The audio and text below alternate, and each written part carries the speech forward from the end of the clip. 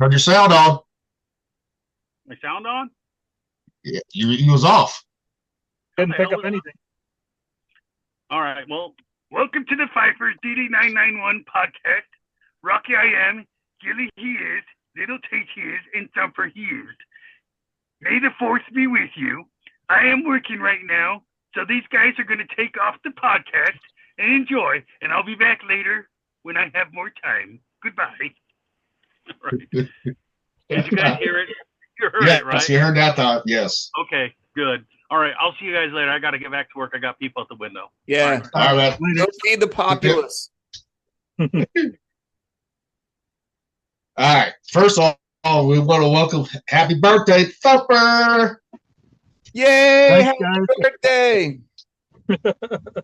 I wish I had some poppers for it. You know what I'm saying?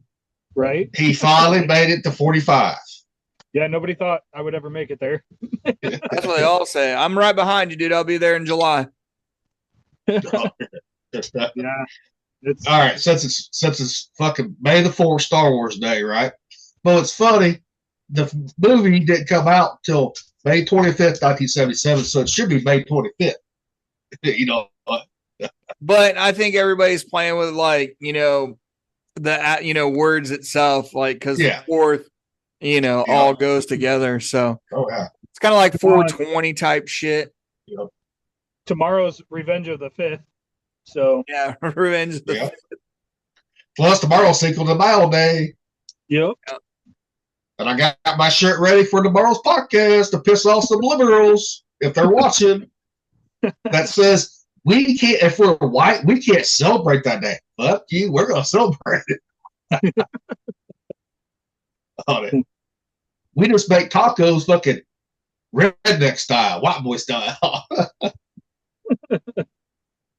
but seriously, who's everyone's favorite Star Wars movie? Y'all got one? Couldn't hear you. You cut out on my end. Favorite Star Wars movie out of the whole franchise? Probably. I think it would be like Return of the Jedi. Honestly. See, that's mine too. Yeah. I think that's the one I would stick with. Little Tate, your sound ain't working. Oh, that's why. Somehow I pushed my button. I was saying Revenge of the Sith, man, because you get to see him actually turn. True. The reason mine's the Return of the Jedi. The Ewoks come in. Anybody remember the Ewoks movie? The entire Ewoks movie was actually fucking terrible. It was horrible. Yeah. But I did like the cartoon though, with the Ewoks.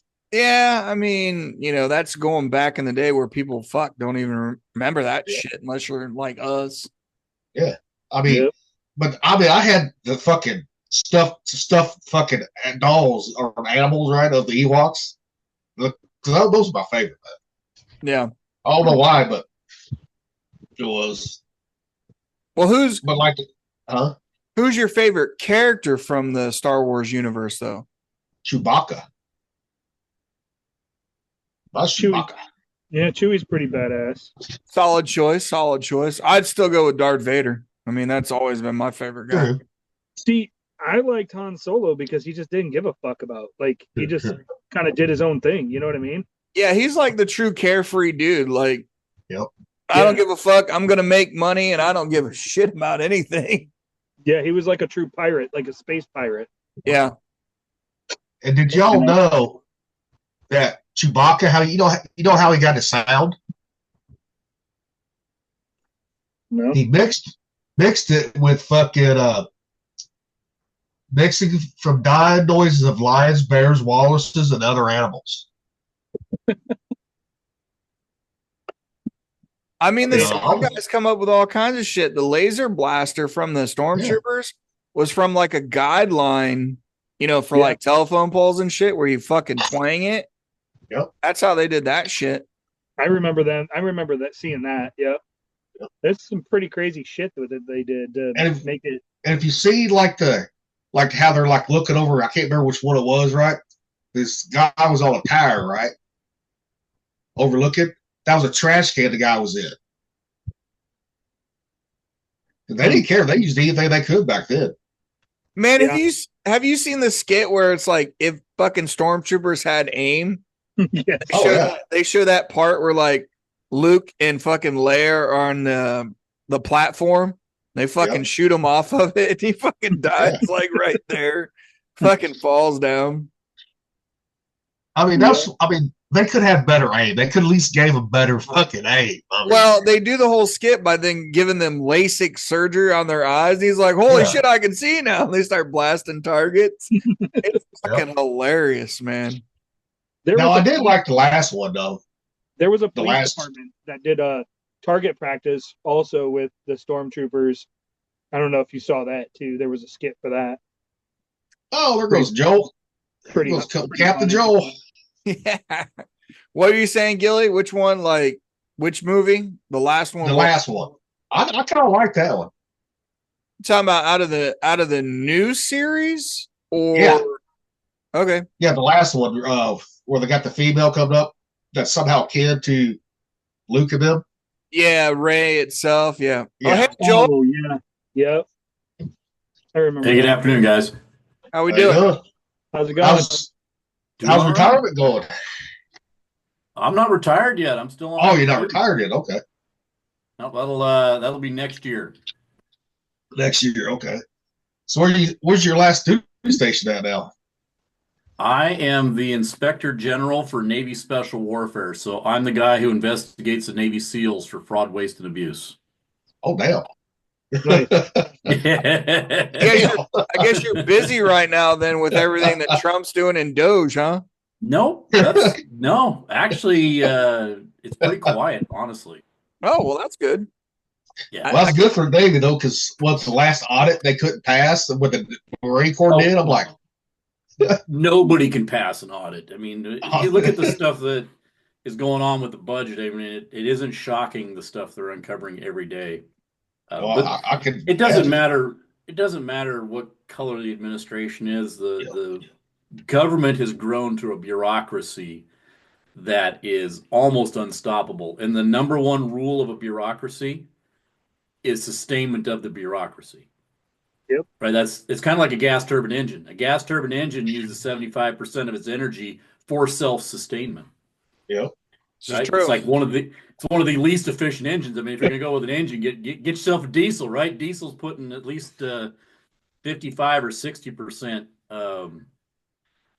back in the system. But yeah, it's crazy. But anyway, that's what I do. So I'm out there.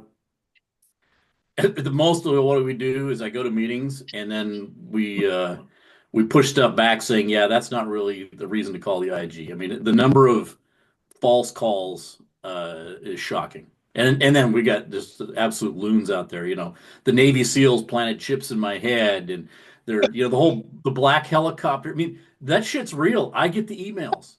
I believe it. I believe there's Damn, I thought we was messed up in the head. Damn, that's the case. Oh my God! And you know we gotta file for it, and we can't just ignore them. We got to respond, saying, "Well, that's really not that's unsubstantiated, or that technology doesn't exist, or whatever." But yeah, it's wild. And I'm sure you'll get some of those people like, we know you got technology.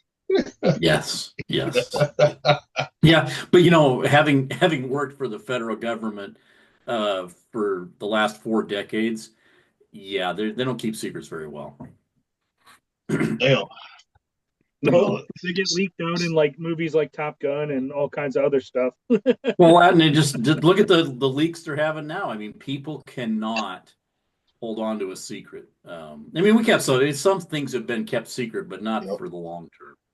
They've never been good at it. I mean, even during World War II. Right. But my example would be World War II. I mean, they were able to keep the bomb pretty hush hush. I mean, they kept that pretty well under wraps. But I always wondered how the hell they was able to keep that one hush hush like that. Well, did you see the movie? What the hell was it? Yeah, I mean, Oppenheimer, right? You basically built this village and you controlled everything. You have to you have to have a totalitarian environment in order to control information. I mean, that's the only way you can do it. Yeah. Remember the Boeing in Washington up there? They covered that whole factory that looked like a town with a canopy. Yep. You know, during that time. Exactly. And I was watching History Channel the other night, right? Secrets about the government or military. And I didn't realize this in World War II, they got Hollywood involved to set up like fake, Oh yeah, tank divisions. Yep. Using inflatables. I'm like, well, that was specific though. That was a specific military deception for the invasion at Normandy.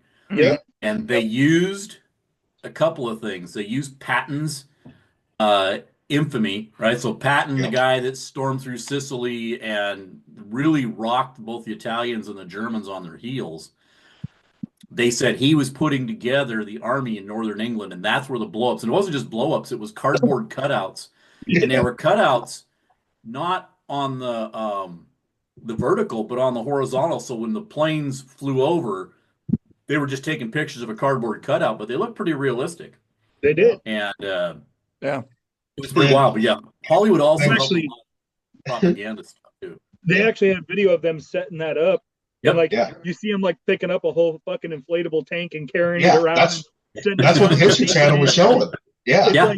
It's like if I was the enemy and I fucking saw that after the fact and I reported, I'd have felt so fucking dumb. Well, I'd have been like, they did feel, because that's basically why they shifted so much. Hitler only had so much to defend the French coastline. Yeah, he shifted everything north to the Narrows, specifically because of that threat, because they thought that's where Patton was going to cross with his tank, and they feared nothing more than Patton and his tanks. That was, Yeah, well, that's like when they set up the Siegfried line, for that reason too. Yeah, that's exactly what it was. That was the reason for doing that. Just like the French built the French built the Maginot line based on the lessons they learned in World War II. They just didn't finish it. So the Germans said, okay, we'll just go around the open end. Kind of like the border wall down here in California, if you ever saw that. Oh, I got one for you. What was it? The high-speed rail, they're now talking it'll be done in 2045? Yeah. But when they built the wall out here, a friend of mine came out, God, it's been 10 years ago. We're driving down, and we're seeing the big wall, the fence, and all that. And we're out by Jacumba Springs. You guys were in San Diego. Jacumba Springs, about 50 miles east of here. Yep. And it goes up and it goes on this steep hill. And then the fence just stopped. There was a rock pile. I mean, it wasn't easy terrain, but you could get over the rocks and come around. And my buddy Larry looks and goes, well, why didn't they finish the fence? I said, well, it got kind of hard, so they just stopped. He says, well, why don't the people just go around? That's what they do. I mean, they just walk around the other fence. And is that kind of like the French in the Maginot Line? Is that kind of like where like Dol Zura is too, like down around that area? It's beyond Dol Zura. Dol Zura is only about 30 miles east, right on Highway 94. Jacumba is right before the last. So San Diego's structure is 3 ranges of coastal mountains, and Jacumba sits on the top of the second of the 3 ranges. So you got the first range, which is Sunrise Highway and everything you see just out of San Diego. Then you drop down into Kitchen Creek, and then you climb up over the Tecate Divide. You drop a little bit, and then you go up over the Jacumba Divide. And then from Jacumba, it goes up and it crests, and then you drop down into Ocotillo Wells. So you got those 3 little. But when I say they're little ridges, I mean the first one goes from 0 feet here at sea level to 4,200 feet, and then it drops down to about 2,200 feet. The next one rises to, they're just under a mile high. Miles 5,200 feet, and we're at like 4,700 feet out there. A lot of people don't realize how rugged the East County of San Diego is. Well, and that's like where we used to go shoot at. They had a range on Dol Zura, Yeah, Dol Zura was a range we used to shoot at all the time, Good memory.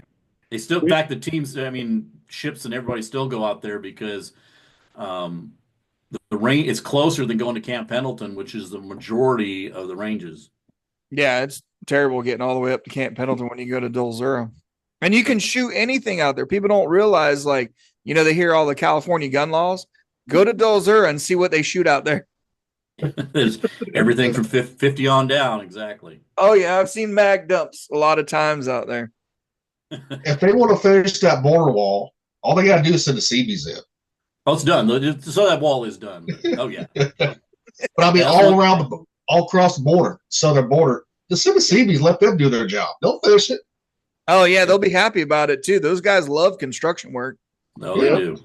That was my last command I had. I had a battalion of CBs under me, so I had 450 CBs that, yeah, they were chomping at the bit to go do anything. You know what's crazy is they could even use just use the CBs that are in the reserves. Use it as their AT. Okay. They're 2 weeks for the year. Just rotate units out to do it. You know, the problem that falls into is that nobody's willing to fund that. What a lot of people don't realize is that calling up the reserves for a mission like that is unfunded. So you have to have the funding to come in behind that because those reserve units don't have the money. Right. And so they you've got to figure out. They could do it. They could figure that out. I mean, that's one thing about sitting at the top now. Money's not quite as easy as we think. You're right. At the top of the government, they said do it, yes, but within the service, like the Navy couldn't say, "Oh, we could just go do this." They just don't have the flexibility in the budget.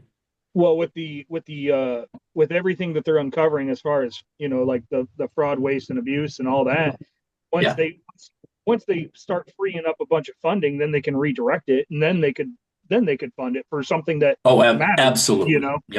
Yep. That's where it comes down to is finding these projects that because I know the CBs here that are at the reserve center here, the NOSC, they go up to Fort McCoy and they do an FTX for 2 weeks in the field, and they don't really do a whole lot. No, Yep. No, you're right. There's a lot of wasted talent and a lot of wasted opportunity. Yeah, these are guys that could fucking knock out a border wall in a heartbeat. Oh yeah, no, they are amazing at what they can. A lot of them, especially in the reserves, they all work in the trades in their day jobs, so then they get to go out and play with other stuff. National Guard, yep, same thing. National Guard, these Army National Guard units that are combat engineers that they're the vertical engineers where they build buildings and shit like that. They could help the CBs. You get inter service, cooperation and start building shit. But that's common sense. Well, no, there's no cooperation because I will tell you, Navy CBs run circles around everybody's engineers. I have seen. Oh yeah, the Army's engineers in action, and they couldn't pour warm piss out of a boot with directions on the heel. I'm surprised they haven't stopped the flow of the Mississippi River here. Yeah, they run the Army Corps of Engineers and all their engineers that run the Locken Dam here is the longest in the world. It's the longest roller dam in the world, and I'm surprised they haven't fucking made downstream dry. Where are you at? In Davenport, Iowa. Okay. Right off the Rock Island Arsenal. First Army station there and everything. Yep. Well, shit. I mean, the Navy CBs were making runways in World War II. In the middle of nowhere. Yeah. I took them out. So I took them to the Philippines. We did an exercise 2 years ago, and we had a creek crossing to get across. And rather than using concrete, we just used local stone, and they found the guys. They got it trucked in, and in 3 days they built a bridge. It wasn't a deep crossing, but it was still a fairly significant. But they had one excavator, and we had an excavator, a skid steer, and a bulldozer, and they got that thing laid in. Didn't stop the stream flow. Never missed a beat with the stream flow day. And at the end, we were supposed to destroy it. And the Filipinos came out and says, "Oh my God, don't take this out. It's the best bridge we've ever had." They launched their fishing boats from the beach we were operating off of. So they were thrilled that we knocked this out. But, give them a week. They came in and it wasn't no permits required. We needed the local land guy to say, "Okay, yeah, I don't care if you build a bridge there." And boom, it was done. Nice. And that just goes to show you used old technology like the Romans did. That works. Oh yeah, it absolutely works. Yeah. They did not lay a drop of concrete in that whole process. And we were moving we were moving dozers and trucks loaded with Marine Corps equipment across that bridge. That bridge was handling 30 tons. It's just Well, it's crazy like- that you just use your local shit. You know, you do what the locals do, and Yeah. you can if you have the skill set, you can use what the locals use, but make it better than what they can make it. You know, because of the technology that we have. You know, Yep. it's crazy. Hey, Thumper, Well, it's like what is this- your screen? What is your screensaver behind you? Is that? That's the Fife and the Missouri. Yep. Oh, it's alongside the Missouri. When the hell was that picture taken? That, I think that was taken back in the right before the Missouri was decommissioned for the On second the first, time. that was in the first Gulf War. Gulf Yes, War, I think. 90s. Yep. Yeah. Yep. Yep. 90s. Because I was stationed on the Hewitt at that time, which was a rival ship of the Fife, and I remember that I could tell it was old because the stacks are still painted black. Because I think in our time they'd already shifted to gray, right? We'd already painted Gray. the superstructure gray. Yeah. But when I got to my first spruance in '87, all of them they were looking beautiful, black stacks, everything above the exhaust was all black. Yeah, Oh that's yeah, a- the Hewlett was who we raped in California. Remember, that's how we got the name, the Huns from the North. Because Yep. we were decommissioning her, we went and took Oh, off her parts. Trust me, I know that because I sent Luna, McCully, was it Luna and McCully? I said, hey, there's a chair in the Exo's stateroom. Yes, we were taking Exo's furniture. And they didn't just do that, they ripped the desk off the wall. So what they had planned was for the decommissioning. So the Hewitt being my first ship, I was invited to attend the decommissioning. I knew several of the COs. And I get this frantic call, and they were pissed because that was the room they were going to have the Admiral wait in. So they'd like purposely not done that room, and we went in and they used, because my wife drove down, we had my F-250 there, so the guys put all this shit in the back of my F-250, and they still, if it wasn't nailed down, they took it. That's true. We took all kinds of engineering parts, dude. If it wasn't, I think Durst sunk main too because he was taking parts off the fire pump. Oh You yeah, know, for stuff we didn't have the money, or they say we didn't have the money for, right? Parts, we just went and stole shit. dude, Yeah. I think I probably carried 20 pounds of fucking packing for fucking pumps. Just packing just to get over onto the ship. Oh, Dude. remember Yeah. Durst was trying to take parts off the lube oil purifier on here. Yeah. And what was it? What is it? Cermak or whatever the West Coast one was? Sima. well, Sima back then. Coming down the pier at the same time, like, no, that's ours. And he's like, I don't see a name tag on it anywhere. And he kept taking parts off of it. You know, Finders keepers, motherfucker. when I our think we department went down heads and Divo gave us an order to go do it, we did it. Like, we'll go I do told it. those guys, I Let said, me "Go take get my all tool the parts- bag. Here we go. Go get all the parts you can off those sewage incinerators. Remember the dream Oh, of the yeah. sewage incinerator? Mm-hmm. And I told McCully, I said, you get every part you can. I think they carried the whole damn things back. I don't know, but we had parts for sewage incinerators for days. I never got told to get anything specific. I was just told, go look. And so I looked and I grabbed a shit ton of stuff. Shit, I came back with 2 HP starters because they didn't want you didn't have to have the 1149s.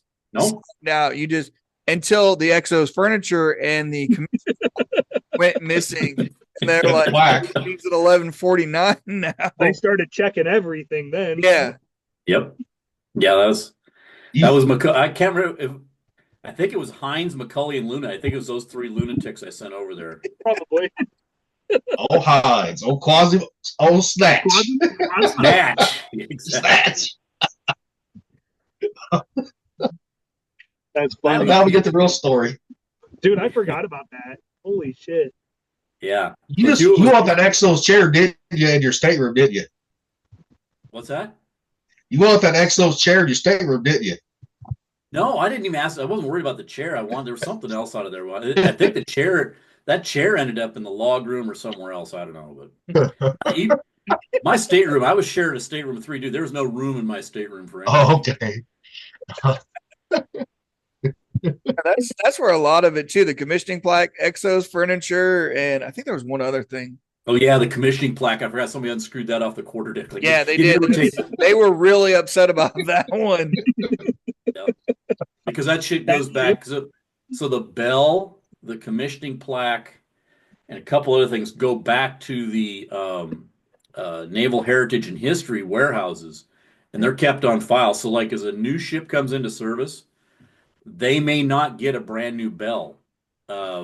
Rather than casting new bells for all the new ships, they'll recycle them, and you can request certain ships' bells. I tried to get Hewitt's bell on the Anchorage when I was the pre-com XO. I was trying to get that specific bell, but some other destroyer already had Hewitt's bells. Oh damn. That's Yeah. that's crazy. Is that kind of like Dermo, like a side of Dermo itself? It's not dermal because it's maintained in the Navy, but like also another thing is that ships are often given, especially old ships, they were given sets of silver, like pure silver. So up in the wardroom, they could serve. Nobody wanted this shit because you don't want to have the FSA spend all their damn time polishing silver, so nobody used it. But you could go, and some of it's at the fleets. So Third Fleet and Surf Pack both have drawers, a vault full of silver. You can go in and pick and choose. So we, like on Anchorage, we went and picked out some. My captain wanted silver. I didn't want anything to do with it. As soon as he left, I turned it all back in. I'm like, I don't want this shit laying around. Yep. But at the Naval Archives, it's part of history, so they keep all that shit in the archives. But a ship, so it's not like an individual can, but a ship can say, "Hey, is this available?" And you can see if it is. That's cool as shit. It's awesome. Yeah. So we're sitting on like fucking thousands of pounds of silver in the archive from silverware. Oh yeah. Oh yeah. And not just silverware. I mean, big ass teapots and serving trays and all the shit, big turkey platters, all that crap. I mean, the battleships and the old carriers, the stuff they had was just it was off the top shelf. That's It because makes me- they always had the admirals and shit on there, and you had Yeah. the dignitaries and presidents from other Exactly. countries come on board those ships. I mean, Yep. like the Missouri, look at how many Absolutely. Yep. dignitaries You that she entertained had and, on her. and we always wanted to present Power. the power and prestige of the United States. And that's what those big ships do represent. Absolutely. But who wants to be the FSA polishing all that damn silver? It was already bad enough working in the wardroom. doing fucking. I'm glad I never worked in the wardroom when I cranked. I'm glad. I was in the scullery in the chief's mess. Then I got fired from chief's mess because I pissed off the man Master Chief, so I didn't keep his mayonnaise bottle filled.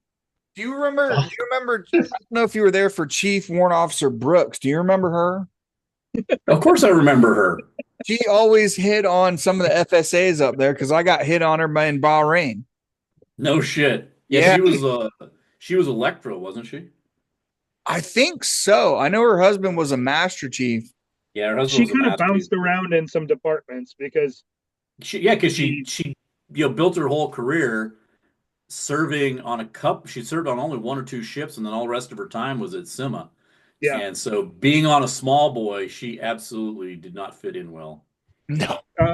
she fit in well. She fit in well, but not the way that she should have. She was Not the way you're supposed to. Yeah, kind of like Lieutenant Williams. Especially for a warrant, that's bad. Yep. Yeah, she came. When she was with us, I think I had already fleeted up to ops, and so I didn't do a lot with her. But I was not impressed. I always wondered why the hell a warrant would want to even mess with a E4 or E5, or even less. Like you got a lot to lose and a lot of trouble you could get into, especially being maybe she just liked young guys who didn't have any fuzz on their balls. That was when the MILF thing was coming around, right? And she might have been okay. I'm wanting someone younger now.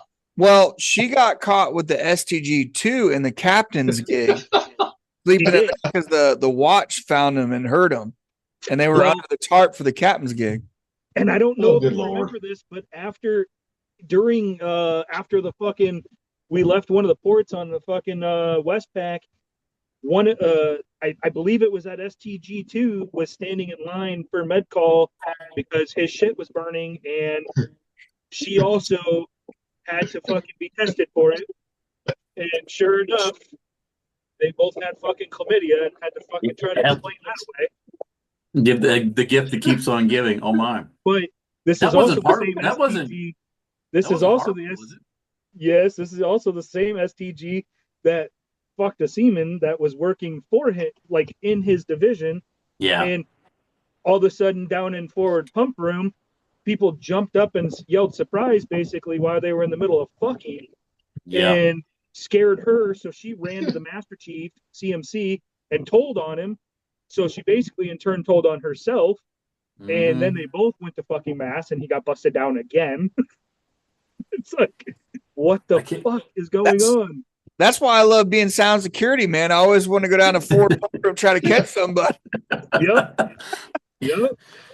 Well, in You're the like, sonar oh. techs, they had sonar control. They could have at least locked the spaces up. But I mean, I don't know what it was about Ford Pump Room, but because the DCA owns that space, so we'd go up there and find all the fucking used condoms and the mess. I'm like, Yep.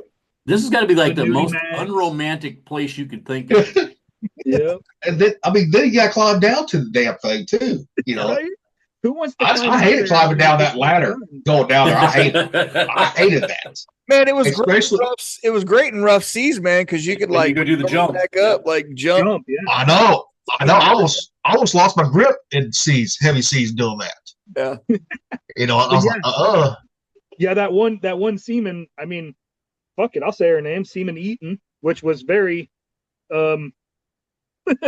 She went crazy, didn't she? She was the one that, yeah. She wasn't. Yeah, she. I mean, it wasn't just the ship. That girl had a lot of trauma in her life before the Navy. So she did. She did. And they both had to call their spouses during captain's mass and tell them what happened because we were out to sea. I didn't know Eaton was married too. Yeah. Yeah. Do you remember Morales, the seaman girl? Yeah. They had that happen. I don't remember the guy's name, but the captain made him call his wife. Yep. And tell her.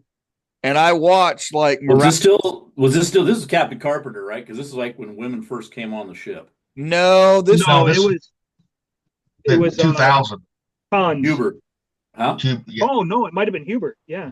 It was Hubert. Or Fields. Or we had Commander Fields too. I think it was Fields. Fields is the one who took us on deployment, and he absolutely would have been the one who made them call their wives. Yep. He wasn't really dick, but he was very religious, and he was very upset that people were doing that. And he was very nice because he's the one that kept me in the Navy then, because he had actual internet at the time, sat internet, and was asking me what I was going to do for a job when I got out. And me too. Was like, that's a shit job, basically. So why don't you stay in the Navy? Yeah, because I remember him because he re-enlisted me down at CCS in 2000 when we was in the Gulf. Yeah, he made Rear Admiral. Last I seen him when I was at Marmac. He came to Marmac and he was Rear Admiral. I don't think no, not Fields. Sorry. I was thinking of Pons. My bad. Yeah, Uncle Frank made, and he was a piece of work, but yeah, he made one. He's I think Pons is one of the only Fife COs to make flag. Yeah. Really? Huh. Yeah, he was. Like, Admiral Pons, he's a pretty good guy. He's the one that caught me with my split lip fucking when me and Geyer got in that fight playing Superman. And he was like, Fireman Smith, what happened to your face? And I was like, I slipped and fell and hit the toilet. He's like, bullshit. You got punched in the mouth. I was like, I wasn't there for Ponds. I'd already left with the sea school after that. Yeah, you were gone for Ponds. I left for Ponds. I Ponds left, was a good dude. Probably about 3 or 4 months before Ponds took over. Yeah, Ponds was a good skipper too. Good. Yeah, I had fucking. He was shitty he was a shitty guy to work for as an admiral, as an officer, but I'm glad to hear he was good with the ship. Yeah, he was good on the ship. I think. I mean, he came down a lot and talked to me and that's good. Helped me out. So he was good. He might have been better for the lower enlisted versus Hey, officers. that's all right, Dave. You know what? Officers are well taken care of. That's fine. It just he was kind of a dick to work for. Yeah, he was. He was really good for the enlisted. I love getting these perspectives because it it's something I don't always see all the time. And like I said, I wasn't there when he was in command, so I may have had a different opinion of him. Yeah, it's sad to see that, like, you don't get to see like underneath. You only see the surface side. And with us working with him, he was a great guy. Yeah, you see what, like I said, I wasn't there during that time. I mean, you see, if you get out and look, I mean, I was always out and about, and I always hung out in the.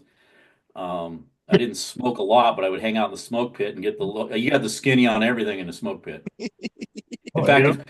if I ever start writing something, it's going to be labeled the smoke pit because that's where all. I mean, there are no secrets up there.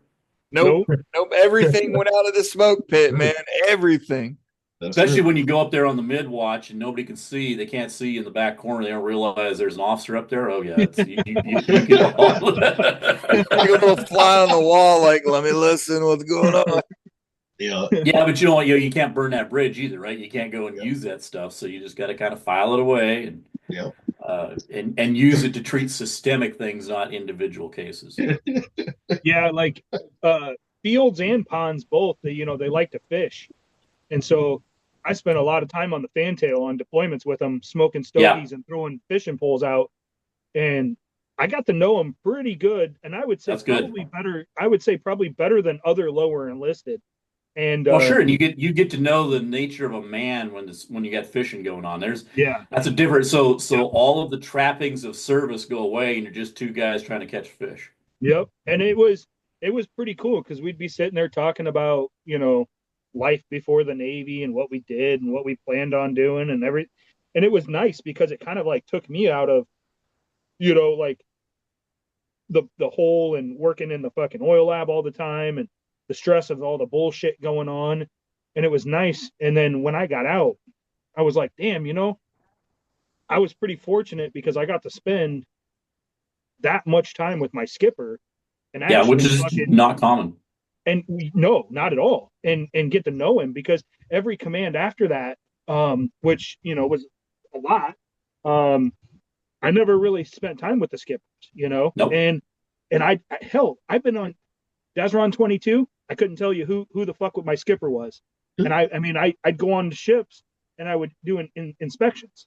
So I Yeah. would do all their sea trials and inspections and all that shit. And I couldn't tell you who my fucking skipper was. Same with the FFG Class Round 14 down out of Mayport. I couldn't tell you who my fucking skipper was because You I never didn't you met him. didn't work with Commander Harris down there in Desron 14, did you? Oh, it would have been Lieutenant Commander Harris. Fuck. Again, Well, I I was he would have been your boss. He would have been the N4 or I did, N43. yeah, I just did all the inspections. I just got a list of ships to go to, and I'd fucking go out and do it. I'd fly down there and fucking do it. Honestly, it was a blur. It was a Did you blur. have the ships when they were over in Mississippi? Did you have to go do all those ships that were part of that squadron when they were down in Mississippi? Yeah, a couple of them, and then Yeah. most of the ones down in Mayport. I was down there in Mayport back in oh fuck oh four. Yeah, we That probably was most of the ships were out of Mississippi, but you were probably just a yeah couple left there. yeah. There Yeah. was there was a few, and yeah, it was yeah. I did a lot. I mean, it was like a different ship a day, and I'd go to a ship and do a walkthrough, give them a list, say fix this shit, and then I'd come back the next day and see if it was fixed, and if it wasn't, I'd write another list and fucking say fix this shit and come back, and I mean that's literally all I did. Yeah, it was a long, Hey, long work day. so what you so you retired. Who else retired? Either you guys retired, you get out. No, actually, I didn't retire. He Oh, did, you didn't. and Rocky did. No, I got out at 14 years.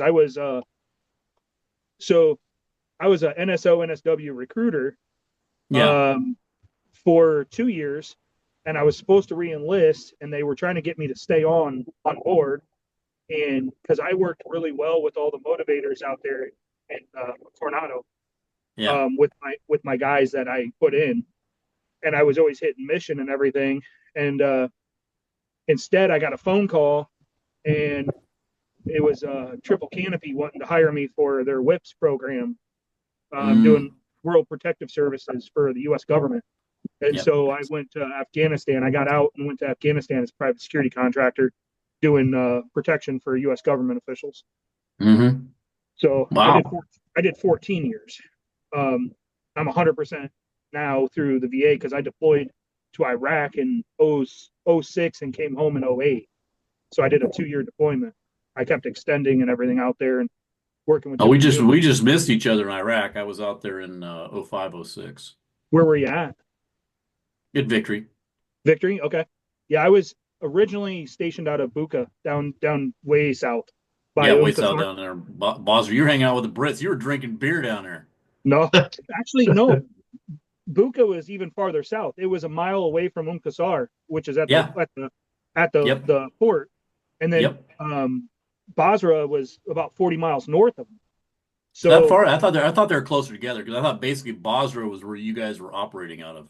no, it's about 40 miles north of us. So I was doing Wow. intel work out of there, and I was quick reaction force and some other shit, and so I went all over. So Um, okay, I gotta. How the fuck did a GSM? You, all right. I mean, you're a knuckle dragging, wrench turning Bubba. How on earth did you get into intelligence and security? I mean, those are almost the antithesis. Tears, yeah. I did a lot of deployment, like a lot of convoys and shit with tier guys. Yeah, Yeah, that's weird. I knew the right people.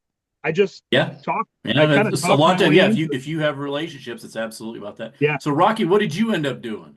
Oh, Rocky's not on today. Right, They're all their food truck working today. Food truck. Yeah, Rocky and his wife own a food truck. Yeah. Well, yeah, he probably ought to be out working on Sunday. Good for him. Well, normally they don't work on Sunday, but being, they're doing their single to mile thing today. Oh, sure. So, because they take Mondays off, Mondays and Tuesdays to restock their food, cook more Yeah, beer and all yeah, that. sure. Yeah, restaurant's not easy. So, Smitty, what did you end up doing? How'd you end up where you are? I retired, man, at 24 years as a chief. I stayed through. I went to Assault Craft Unit 4 after the Fife. I went through school. That was my Guard 2K at that time when they were still doing it, and went there and then ended up going to the Bulkley. And then I went to EWTG Pack to teach LCAC prop and lift. And then I went to the 4 Sherman and then Marmac. So my shit was easy. How did you? So you were you a craft master or an engineer? I tried going, but at the time it was locked in. And then when I was at school, when we were teaching it with the simulator stuff, it was still locked in. So if you weren't part of the good old boys, because I came from surface fleet and I wasn't always part of the craft community, it was really hard because we even had craft masters that couldn't get, craft. They were leading divisions instead. So Yeah, it became that's locked up, man. Well, I didn't do it. ACU 4 didn't fall under me, but the craft in Japan and then ACU 5 up here at Pendleton fell under me, and that was one of the barriers I broke down. I said, "This is bullshit."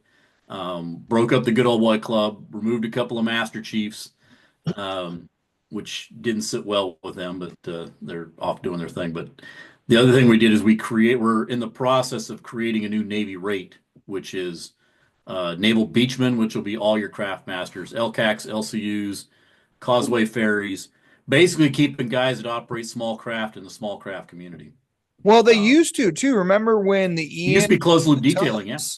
Yeah, that's why when we were on the Fife, we could go out whenever we wanted to and come back at any time because it was all servicemen. Yeah. And so those tugs in Japan are still crewed by chiefs. In fact, when I was in Diego Garcia, the pilots in Diego Garcia would be the retired chiefs from Japan. But when I left Diego Garcia 2 years ago, the last guy coming in was still a bosun mate chief. And if you were in the tugs because they were short on people, even as a chief, you could stay in to 30 years. You didn't have they waived higher tenure for pilots. And he was able to stay in, retire at 30, and then took the job out in Diego Garcia. But that's awesome. That's the way it should be working.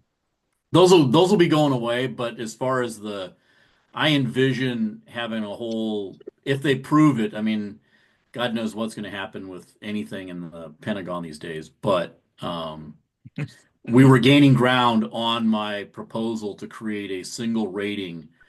Because what would happen is I get somebody trained up to be a craft master, and they say, "Oh, he's a GSE senior chief. He's got to come back to the fleet." And so I'd lose this guy that I spent 7 years training as a craft master to go to some destroyer that he hasn't been on a destroyer in 10 years.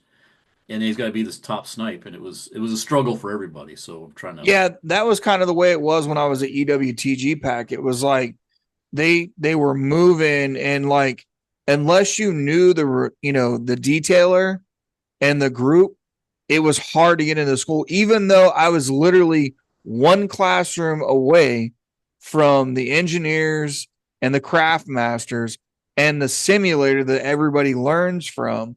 You know what I mean? Yep, I pulled all of that class and scheduling. I pulled away from ACU5 and EWTG, and I held at my headquarters so that we could level the playing field on that because there was too much. You must have been part of that then, because I had to go to Little Creek again and try to kill the training program at ACU4 because PAC wanted to keep the money from Lance. Yep. So they sent me and another guy over there to critique the courses and say they weren't doing it when they were wrong because they had the craft right next to them. Vice happened to go up to Pendleton to do the walk around. So they got pretty upset with us because academics didn't want to go do it. They sent us to do it. And we were like first class and chief. I was a first class at the time. And it was like, your courses are fine. Like you're teaching the same thing and you're doing better because you're doing SLEP and legacy at the same time. Like it was a better outfit. It is an AC4. I didn't mess with that. I didn't, I had just the West Coast. So it was Naval Beach Group 1. I had just the West Coast interest, but I did as much as I could to consolidate all of that so that we had commonality. So and I also tried to get more transfers East Coast and West Coast. I know everybody gets to, settled in and wanting to stay put, but we got to mix it up a little bit or things get stagnated, which is what had happened in the community. Well, I agreed with the new HTs that came in and they went straight to ACU4. They didn't do any C time, but they got to learn how to weld on aluminum and other things that they could take out to the fleet. People were upset about that because, oh, you're already on shore duty. You haven't even done any C time. And it's like, no, they're learning how to weld and they're doing it all the time. Those guys would work 18. They were working shift work, man. 12 to 16 hours at a time. Well, especially those, we're still running the same damn LCACs. The new LCAC was supposed to be in the fleet 5 years ago. We just started taking delivery of them, and they still don't work. So keeping the old ones. Yeah, that's what the SLEP program was, and we're re-slepping them. It's not just about SLEP; it's re-slepping. Because they were doing that with the cruisers. Because I was a ship soup at Marmac, and they were trying to slep the cruisers back over, and then they're like, they threw their hands up like we're done, and now they want them to come back. There's only so much you can do with aluminum. I mean, aluminum and salt water. You mean steel? You can keep replacing plate. You can keep replacing that stuff, but aluminum, it just doesn't work. That's why the spruances had to go away. Everybody's like, "Oh, we shouldn't have got rid of them." I said, "You have no idea how close the super like on Fife. You remember? I don't know if you guys ever went. Did you ever see that crack at the bimetallic joint right there by the wardroom? The helo, by the helo hanger and everything. The hanger, those were just aluminum cracks. The bimetallic joint was unique on the spruances. It's where the steel met the aluminum. Yep. And down by the wardroom on the main deck, when I got there, it was about a half inch. By the time I left that ship, it was a full inch, maybe an inch and a quarter crack. Where basically the superstructure was separating from the main deck of the ship. Yep. And they tried all kinds. There's no way. Eventually, that's why I ended up. They blew Fife up with a torpedo and cut up the rest of the spruances. Well, because you just can't fix that. Was that part of that hurricane that we went through that night? Where like the John boat got fucking shoved in the overhead and all that. Shit. The ladders got ripped off. And like the whole all the hazmat on the fantail was gone. There's some of that stuff, but that stuff was long existing. So I got to Fife in when the hell did I report? 97. So in 97, when I first got to the ship, we had those cracks. It was before we went on deployment and got that damage. That just was exacerbated by the storm. Gotcha. I was just curious because that storm was pretty nasty. The twisting and turning in that. Yeah. Remember, because we were. I remember all the fucking. we were sliding in Central. Remember the clinometer? Like we were waiting to see if it would hit like 32 degrees where they said like the mast would break off. And we're like, oh, we're at 29. Like, let's go. Yeah, that's a myth anyway. The mast isn't designed to snap off. I know. It was fun, but go ahead. All Go the ahead. fucking helo hanger or the helo deck, the netting, all that shit was ripped and twisted and everything from those waves that we hit. Yeah, wave. And the Yep. ladder going up to the helo deck off the main Yep. deck, that was all twisted and janky. Off And the Sea Sparrow deck there. Yeah, that Sea Sparrow deck ladder got shredded. Yep. Yeah, that was a crazy fucking storm. And you know what though? After being on DDGs and a sprue can, I will take a sprue can over heavy weather than a DDG because it's like fucking being in a tub on a DDG, and it's like it's terrible even in like light weather. I hate DDGs. I love the sprue cans, right? Don't get me wrong. Yep. I do. Yep. DDGs, I hate them with a passion. The engine was hotter with no boilers. Yep. And the ventilation was a hell of a lot smaller. Yeah, they cut back on the size of ventilation fans. Yeah. And it shows, yeah. The reason they downsize those ventilation fans is, we don't have waste heat boilers. We don't need to have all this extra ventilation. And yeah, they're nasty. I've got a tour set up in 3 weeks. I'm going to go on board the new Flight 3 DDG, which is they took an old one and they added, I forget how many feet they've added to it. I want to say it's like 32 feet. They basically made it as long as a Spruance was. And so it's still wider, but now it's longer too. So, we aren't going to build new cruisers, but what we did is we just took and stretched a DDG, and there's one due to be delivered this summer, and the new one's already here, and they're 06 commands, so they've made them bigger, and they put a captain in command of them. Nice. I'll be anxious to go check out, and there's a few other things I want to see what they've done to them, but it's interesting. They changing any of the weapon systems around, or not yet? Really, I mean, VLS is here to stay.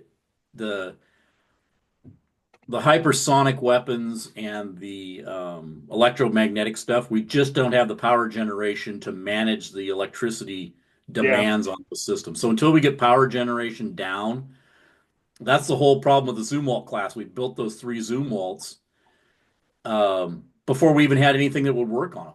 So, that thing was trash, man. It came to Norfolk and I seen it and I was like, what is this fucking Lego thing that they built? Like it was It's crazy looking. It's crazy looking, but you can say a lot about new designs. I mean, it's got that reverse bow on it, but just like the LCS. However, we just got ahead of ourselves. I think the hull design is valid. You want to reduce your radar cross section as much as possible. You want to reduce the amount of freeboard you have. Like the new generation of carrier is going to be very sleek compared to what we have now. But especially if they start using drones, so you'll launch a drone above the ship for your radar systems, and when you're not flying, you bring the drone back down. So instead of having a radar mast, you just fly a thing over the ship. So now, sorry.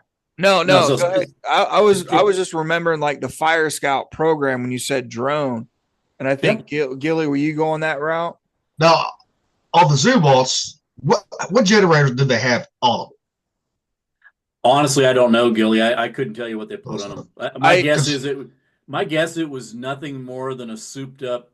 I don't know if they were gas turbines or diesels. No, they were diesels because the LCS used a combo of gas turbine diesel mix. Like you would, gas turbine would run the propulsor side. Well, they could run on either. They are what was called CODAG, where when you need power, you run on gas turbine.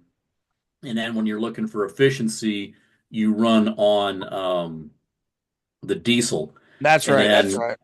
Macon Island was the one. Well, actually, all the new. So Macon Island, Tripoli, and America have a souped up. So it's an LM 2500 plus, which has a 6-stage power turbine. I don't think they added anything to the generator section, but on the power turbine, it's 6 versus 4. Is it 8 versus 6? I can't remember. So they pretty Um, much made that like an LM5000 pretty much, just well, in they call it a 2500 L2500. plus. They Yeah, call it a but 2500 plus.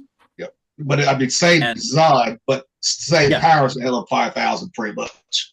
yeah, okay. And Yeah, so that was in those ships for running at full power. So you had 2 of those, and then you had an electric motor. So you're at your reduction gear, instead of having 2 engine inputs, you had the gas turbine on one, and then over on the side you had this small, about the size of a big, I don't know, it was a cube. It was about a 3.5, maybe 4 foot cube that was the electric motor that could run the ship up to 11 knots.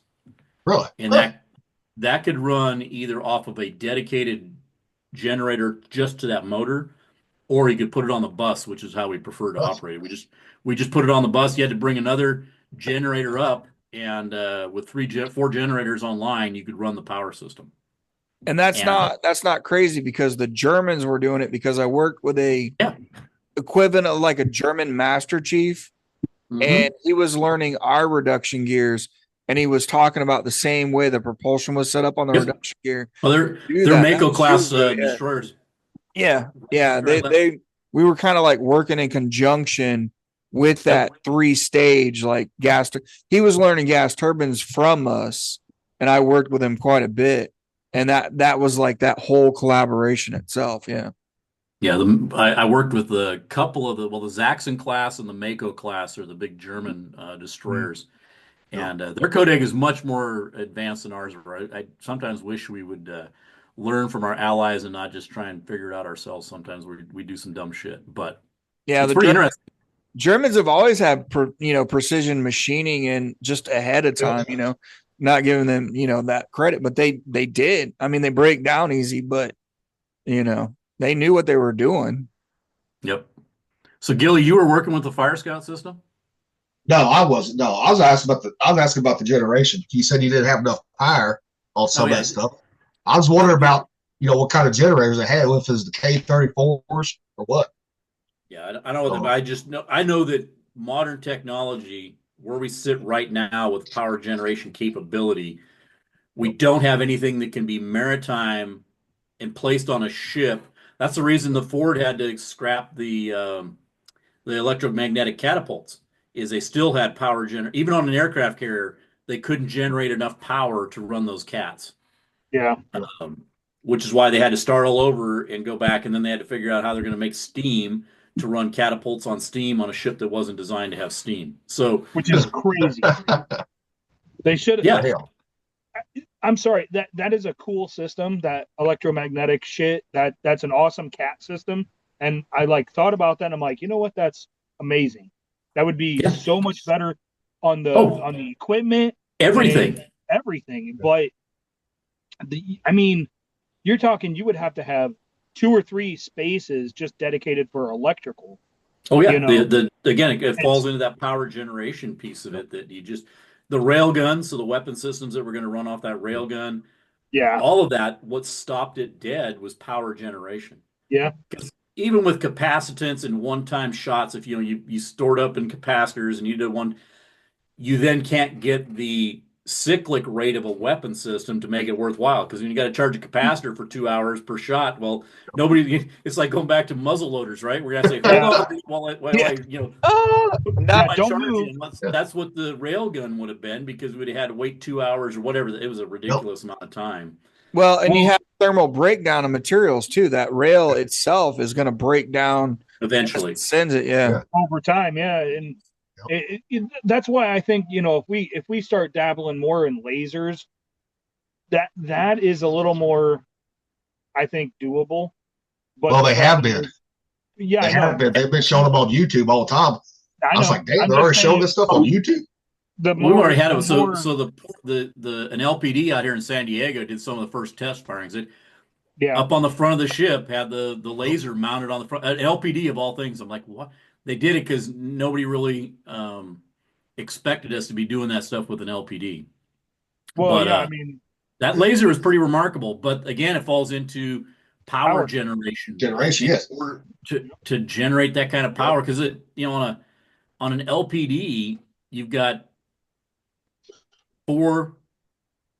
five diesels. You got five diesels, and it takes everything online. So you got to put all five diesels on the bus in order to generate enough power to run that stupid railgun or that stupid laser. and you're just consuming fuel like crazy at that point. Oh yeah, you're Yeah. heavy. You're putting a pretty heavy load on everything. I mean, you draw those generators down to max capacity because you're drawing, I don't know how many thousands of kilowatts, but or megawatts. I don't know how many megawatts you're pulling. I know Well, I looked it up one time. It was about 1 to 2 megawatts on them. Yeah. Because after I got out, I worked at a coal fire power plant, and our megawatts on Unit 3 was 700 megawatts per hour. So I was like curious what the Navy on the ships was producing, right, at full load. yeah. It was like So 1 to 2. Macon Island with the 6 diesels online was 6 megawatts. That's what her production was. Does this though? Which is a phenomenal amount of power in a small area, little acreage like that. Yeah, I mean, Mm-hmm. but still not enough power. That's what I don't know what the carrier was producing, but it was a ridiculous amount of power, and it was still not enough to run those cats. Yeah.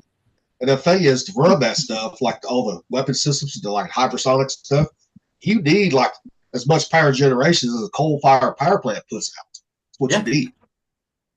Yep. This stuff. That's why they're looking at nuclear again, like the old. Oh yeah. The cruiser, the CGNs, like nuclear powered cruisers.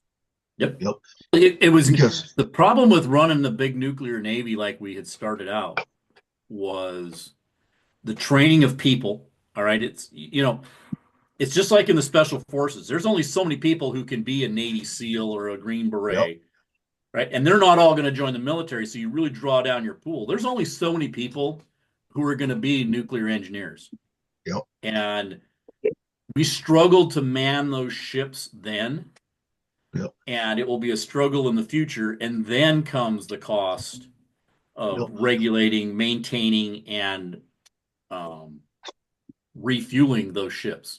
That's why we did away with the nuclear navy. I mean, it was certainly we keep proving it over and over again with submarines and carriers. It's absolutely doable, but in the surface navy, it just wasn't as viable.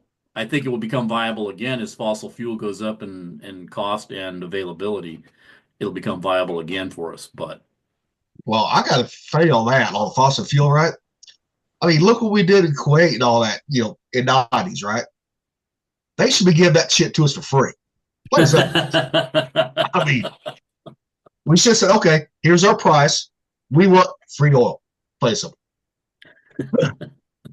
I mean, come on. I mean, if only the world were so simple, Gilly.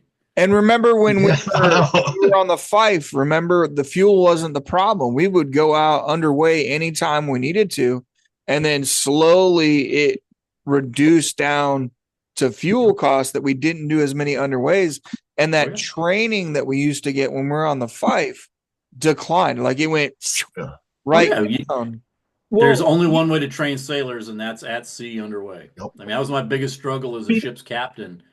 Was how much time I could get underway and what I could get done in that time. And everybody like, why is the schedule so jam-packed? Why are we going from like one event to the next? I said, because I only got 3 days at sea to do 5 weeks worth of training. Yeah. Did you see that they changed in-serve? Where you were doing hot checks, you would go underway before you did cold checks to get underway because they put ships underway. In-serve had to step on the ship, so they took the captain's word that the ship was safe. We found out the hard way on the Fife when we got back from Japan. Right. Well, every ship does that coming back from Japan. Yep. I mean, think about this. What's that? With the ships, with the Fife, our fuel capacity over 500,000 gallons, and in 3 days of full steam. I mean, if we're running flank 3, that 3 days we're refueling. Yep. Oh yeah. And that's not even that's not even all 3 generators online. We were to run generators, all 3 generators and flank 3, we're refueling even faster, you know? Yep. And that shit fucking, God, that takes a toll on you when you're You know, doing speaking of training, I seen how the training was when I got to Lamoon and Norfolk. How shitty it was. They had second classes couldn't do hot and cold checks at all. You know, because I got pulled out of the engine room when I put on second class. I got pulled out of the whole lab to go into the damn engine room because they had a second class that couldn't do anything. I'm like, what the hell? I said, you're supposed to be a second class. You should know how to do this shit by now. It was me and another second class that had just come on. It was me and him doing all the hot and cold checks for both engine rooms. No doubt. You know, like, what the hell? You know, and the captain, he goes, how do you know how to do all this? I said, you don't realize on the 5, we got our asses handed to us when we came back from Japan. I said, they made sure we do our damn job. Speaking of which, you know what tomorrow is, right? Cinco de Mayo.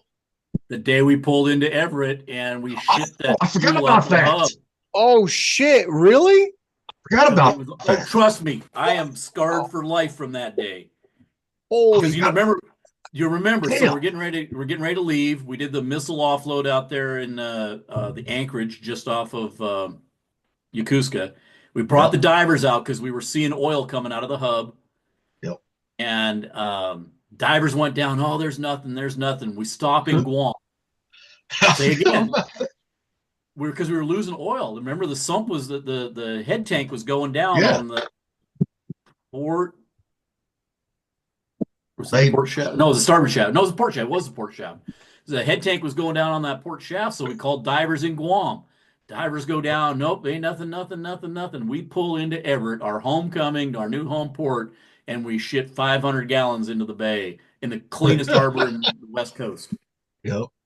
I can't believe I forgot all about that. Damn. And Lieutenant Williams was the ace, and Sellerberg was the MPA, and they're all running around like a chicken with their head cut off. And the chain grabs me and says, "All right, you're the take this over, and you got to do the reports and manage and tell the captain." And captain's jumping up and down because in the States, he was financially responsible for a leak if it was turned to be his incompetence, which it wasn't. But, that day left a mark on me. I mean, I left it kind of everybody, but bands playing on the pier and we're going,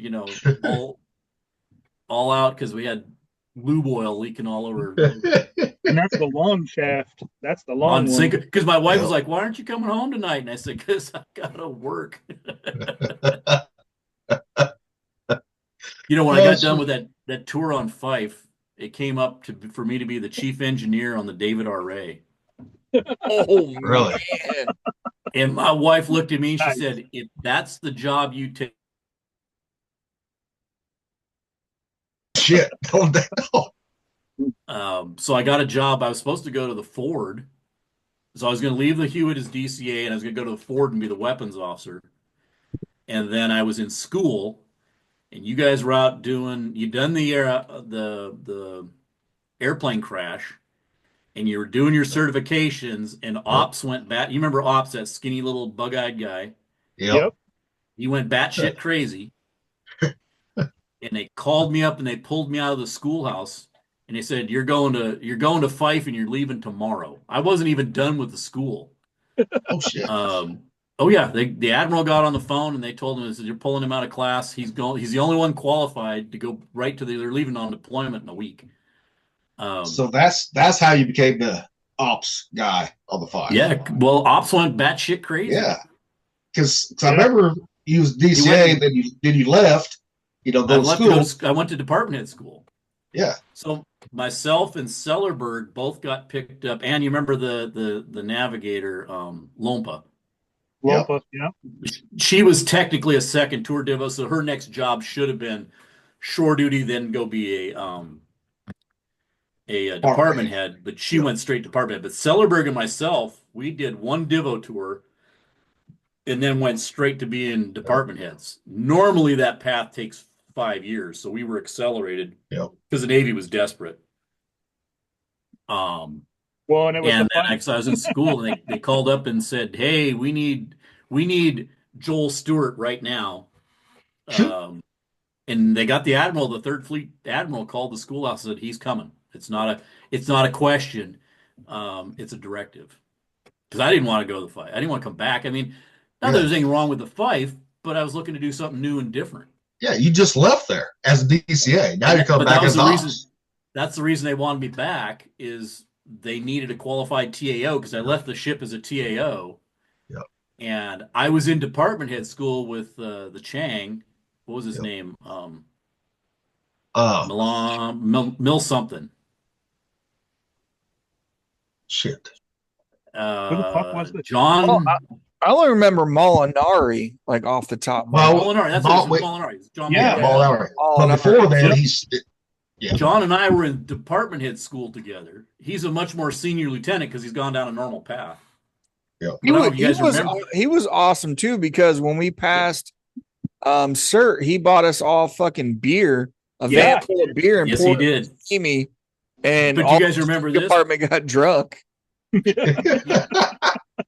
Like we got hammered. He'd come off of a steamship, so he was not gas turbine qualified. So they had me sitting down there as plant control officer when we got underway. And it was freaking everybody out. And I can't remember who the senior chief was, but he was so pissed that the captain had me down there as plant control officer, as the operations officer. Was that EMCS? He was missing a finger. Remember, he was missing a pinky? Yeah, he was missing a pinky. I don't know if that's who it was or not. Yeah, he was the EMCS. Yeah, I can't remember his name though. You remember his name? EMCS, the one that had the finger missing. Well, let me break out. He's getting. You don't have. You've got your fucking cruise book right there. Yeah, he does. This is 2000. I don't have the 98 one from Crack Pack in 98. I wish I had that one right there. Did we do one from 98? Yeah. Yep. See, I have that one. I have that one, and I have the decom one too. And the reason I remember the 98 one, for two reasons. We just pulled into what was it? Acapulco. I called home. My best friend had gotten a car wreck. And he should have died. But he had living because they put a hole. He had a dent in his head from that. Yeah. He should have died. And then we was out to sea. Sellenberg brought me up to the stateroom because there was a Red Cross message came in for me that my grandpa had just passed. My great grandpa had just passed away. And then he goes, "You need to take time. You stay here." I said, "No, let me go back to work." He said, "We can't let you go home right now because Operation Readiness." I said, "Okay." He goes, "Take some time." I said, "No, I won't go back to work." Because I didn't know how to process it at that time. Yeah. I'm like, what the hell am I gonna do? I need to just keep my mind busy. That's the reason I remember that so well right there. Plus, even remember how we was with the Coasties too. They was with us. Remember how we was told not to say out loud, "Hey, co-star, come here." What even do? Hey, Coasties, come here and drink some beer with us. Yeah. And plus at Port Verde, that's where I was driving the dune buggy because we rented dune buggies. Yeah. I hit the chief of police's car with a dune buggy. The car's going, "Be shit better, be fixed it," and rip that fucking bumper off. So it cost me more money. I was like, damn. Oh my God. I'm gonna have you guys. You look up that senior chief. I'll be right back. I am. I'm gonna look him up. Get the engineering division here. I can't remember his name. I can see his face and his pinky because he lost it in a farming accident when he was a kid. So I was like, how in the hell did you get in the Navy with a missing finger? EMCS? Yeah. David W. Shear? Shear. Senior Chief SCHERER. Yeah, Shear. Yep. Shear. Yeah. Chief Shear. Yep. Shear. Yep. So. Oh shit, he's got 5 stuff. Which one is that? The 98 one? That's the 98 one. Okay, see, I don't have that one. I got the one for Westpac. I didn't pay for that one. At the time, I just put on E4 at the time, right? So I wasn't getting paid for it, so I still make an E3 pack. I was like, no, I can't have money for beer. You know what? Well, that's when you've been in the Navy too long, is when you don't even remember all your cruise books. Just I was anti-Navy, so I didn't get any except for one that I was given from the combat systems officer. Oh, hold on. I have to get it. He became the captain. I was working on his ship. But I wish I would have bought the one on Laboon from. Oh, that was Brad Miller. That was Miller, wasn't it? No, that was on Chancellorsville. Who the hell was But I wish I would have bought the one from Med Cruise when we went to Persian Gulf in 02 for Operation Enduring Freedom. Oh, yeah. I wish I would have bought that one. Even though I didn't like a lot of people on Laboon. I had one SEAL chief. He fucking hated me because I was a West Coast sailor. Yeah. You know. They all bitch about West Coast sailors, but I think that, you know, we may not be as wrapped around the axle about bullshit stuff, but when it came to operating the ships, I think the West Coast guys did a better job of it. Yeah, 100%. Yes. Yeah. I've seen, and I get guys on different ships, and they come out and they were East Coast this, and they were procedural compliance. Yep. Wasn't there, and they do shit. I'm like, why the hell did you do that? Well, we just got to, this is just how we did it. And I'm like, well, there's a reason we have a red book. Let's break out the red book and use it. The Engineering Bible, EOS. Yeah, but it floored me sometimes, the stuff they did. Yeah. If you don't, when I was on the ship, I told everybody, I said, if you want to do well at your job, know a handful of things. Know your DC, know your deck seamanship, and know EOS and CSAUS. Yep. I don't give a shit about all the rest of the stuff. I mean, you can do all the various other programs, but if you know those four things, we'll be all right as a ship. I'm good at polishing my boots, but I don't know how to align a system. That's the East Coast. Yeah, exactly. Thank you for that analogy, because that's exactly the right answer. And what Lil Tate told me when he retired, that little boat is still fucked up too. All their training and all that.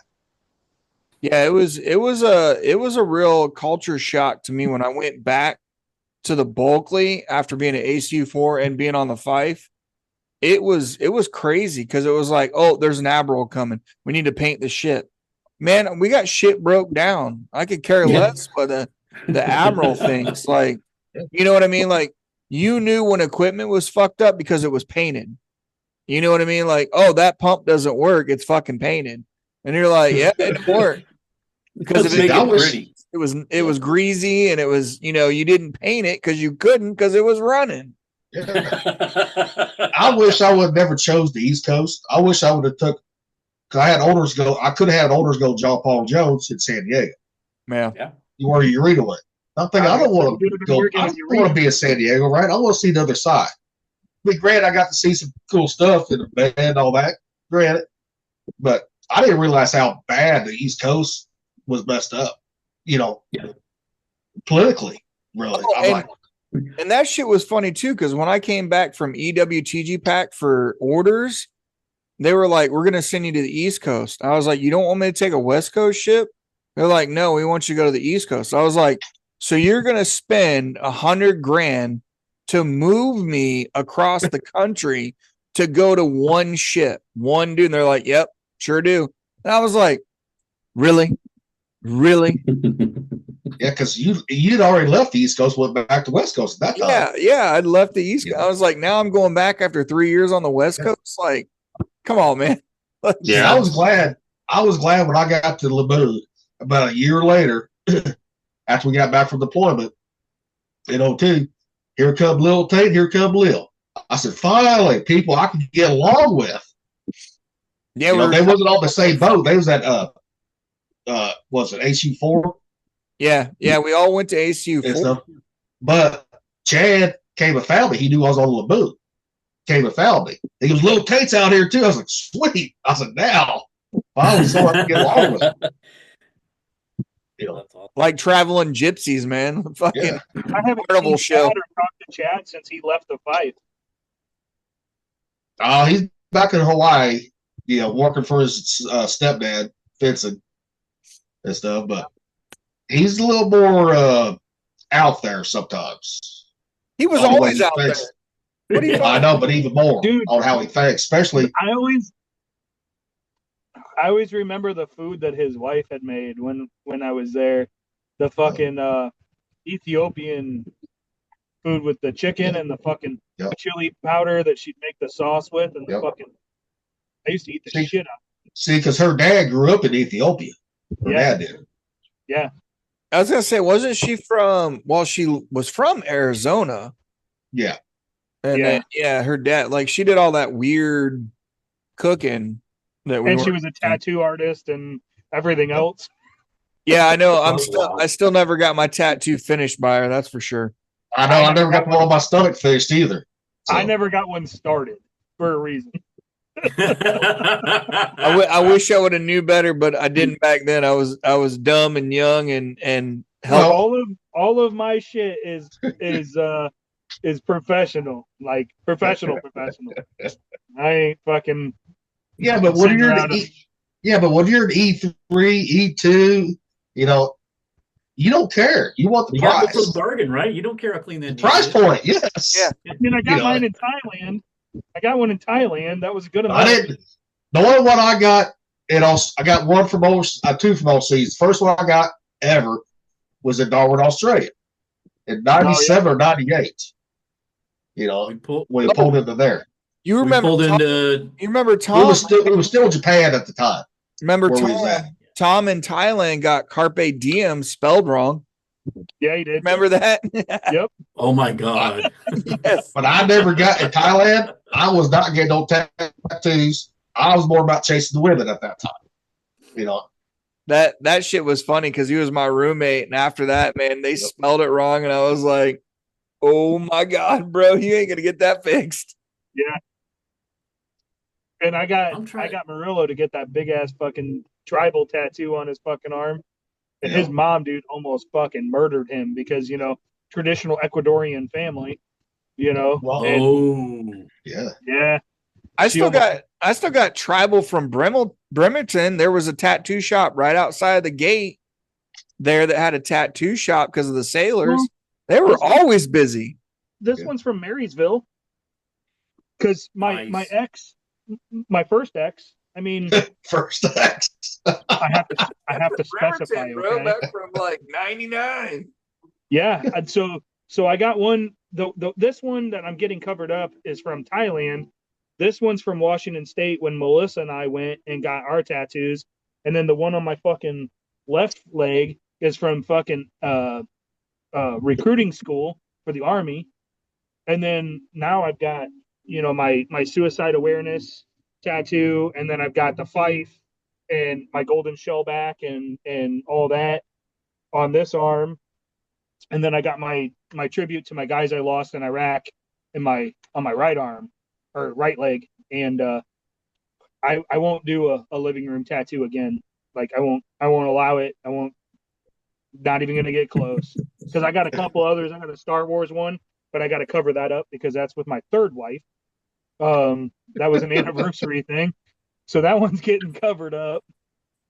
But yeah, I got the Thailand one is getting covered up because my King Neptune and my mermaid and all that and the USS Fife and golden shellback and all that is going to go up my arm, and I'm going to get a giant squid. That's going to cover up the one from the anniversary tattoo. What, you didn't have to cover up the mermaid's titties when they put that instruction out? If you had any on there, you had to have it covered. No, and I remember I had signed a damn waiver to stay in the Navy for tattoos at one point.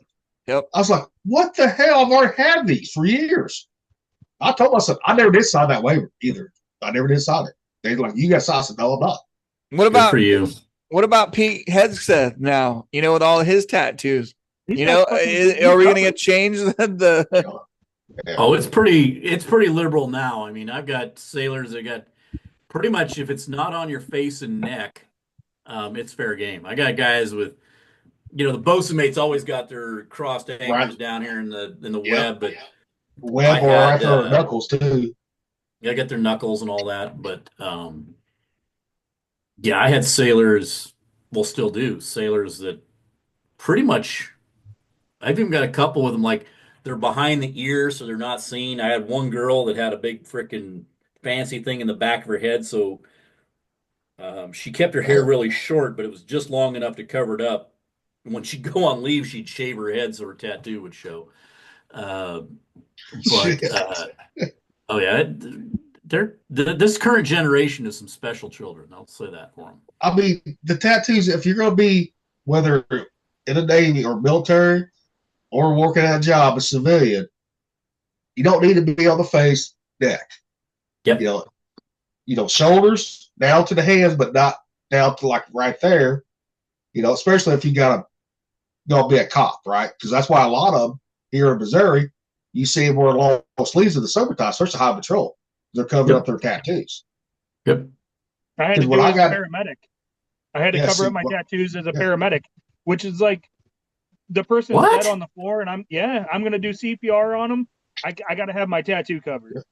Yeah, as a paramedic, I had to Yeah, have my. It's I crazy. remember like being in San Diego. I was talking to a guy that worked down at Seaport Village, as a hotel. Like he would run around, they wear shorts. You couldn't have tattoos seen on your legs, And I remember being taught like keep everything where your shirt, like short sleeve. A short sleeve shirt covers it. Yeah. Yeah, like, Yep. and that's Well, what I've always went by. So that is not the norm anymore. I mean, you got that's why you don't see lots of shit here. Yeah, see, I there's already tons had of the I've got ones this on yep, my one. all the forearms way and down all into that their to start it. hands. Yeah. There's certain jobs like if you're going to go to the White House, if I had to get waivers for a guy that went to the Constitution, um, Yep. they gave him the waivers because everybody's got tattoos now. I mean, Yeah. I'm a 4 decades in the Navy and I don't have a tattoo. Everybody looks at me like I'm crazy, but um, I it was just was actually up never. for orders there, and that was one of the things they told me was Yep. they told me because that it was either get out and go do private security or go to the Constitution, and I was like, well, I might do it. It's awesome. But what's Yeah. crazy is they're always in their dress uniforms, pretty much. Not anymore. They've stopped that. There What? are yeah, they're now if it's open and they're Okay. touring, yes, at the ship. But there are times when the ship is closed and they're in there dressed like regular sailors. They go into work in their coveralls and but if it's Oh a well. open, you're putting on a show for the public. So, but after hours, like when they're shut down, they're in there in coveralls. Well, I mean, Okay, even in the that makes coveralls. sense. Yeah, that makes sense. Yeah, but But again, if you're it's a closed to showpiece, the so they got to public, be in the Yeah. uniform. It's like working at Disneyland. Yep. yeah, but if you're closed to the public, it shouldn't matter if you got tattoos or not. You know what I mean? And and But and when you're open to the public, you're in your uniform, your dress uniform, which Yeah. covers your Yep. tattoos. It's like Like I said, it shouldn't my guy it got the shouldn't have to waiver. have He a had a waiver. tattoo on the back of his hand, and he still got the waiver to go in. nice, Um, nice. Well, it's like they yeah, And don't the let thing us is, wear beards. Nobody's allowed to wear beards or anything. Yeah. well, technically, a beard on the SCBA does not seal like it's supposed to, but That's they can allow bullshit. That's goatees. bullshit. Bullshit. I didn't say he was Firefighters gonna. do it all the time. One of Not my full beards. one of Firefighters do my not have buddies, full he's a beards. retired chief petty officer.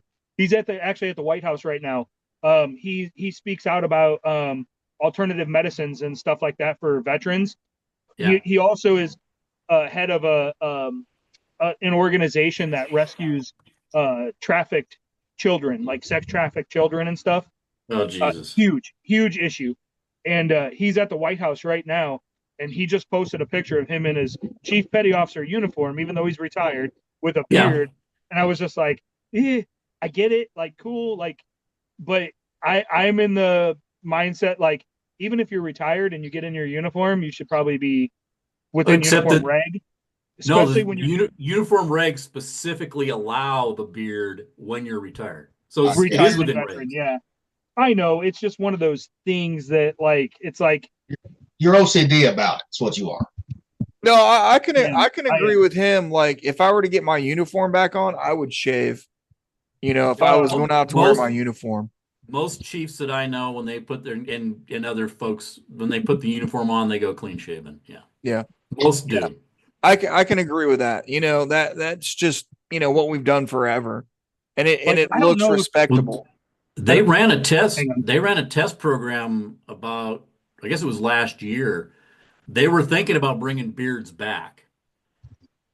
Yeah, there it is. Yep. See that? And he's at the But point I don't mind that. like he's doing stuff with Congress and stuff, and actually speaking with Congress about, you know, psychedelics and stuff like that for veterans that have PTSD yep, and there's everything. there's some great research in that. Yeah, absolutely. But I'm just struggling with the fact that, like, if you're going to put your uniform on and you're going to represent, There's a professional image you're trying to, yeah. yeah, I you get- know, I- like, I get that they allow it. Cool. Okay. It's just like they allow veterans to salute now during the national anthem. I get it. Yep. Cool. But at the same time, if you're going in front of Congress or any type of representative, you should probably, if you're going to be in uniform, dress the part.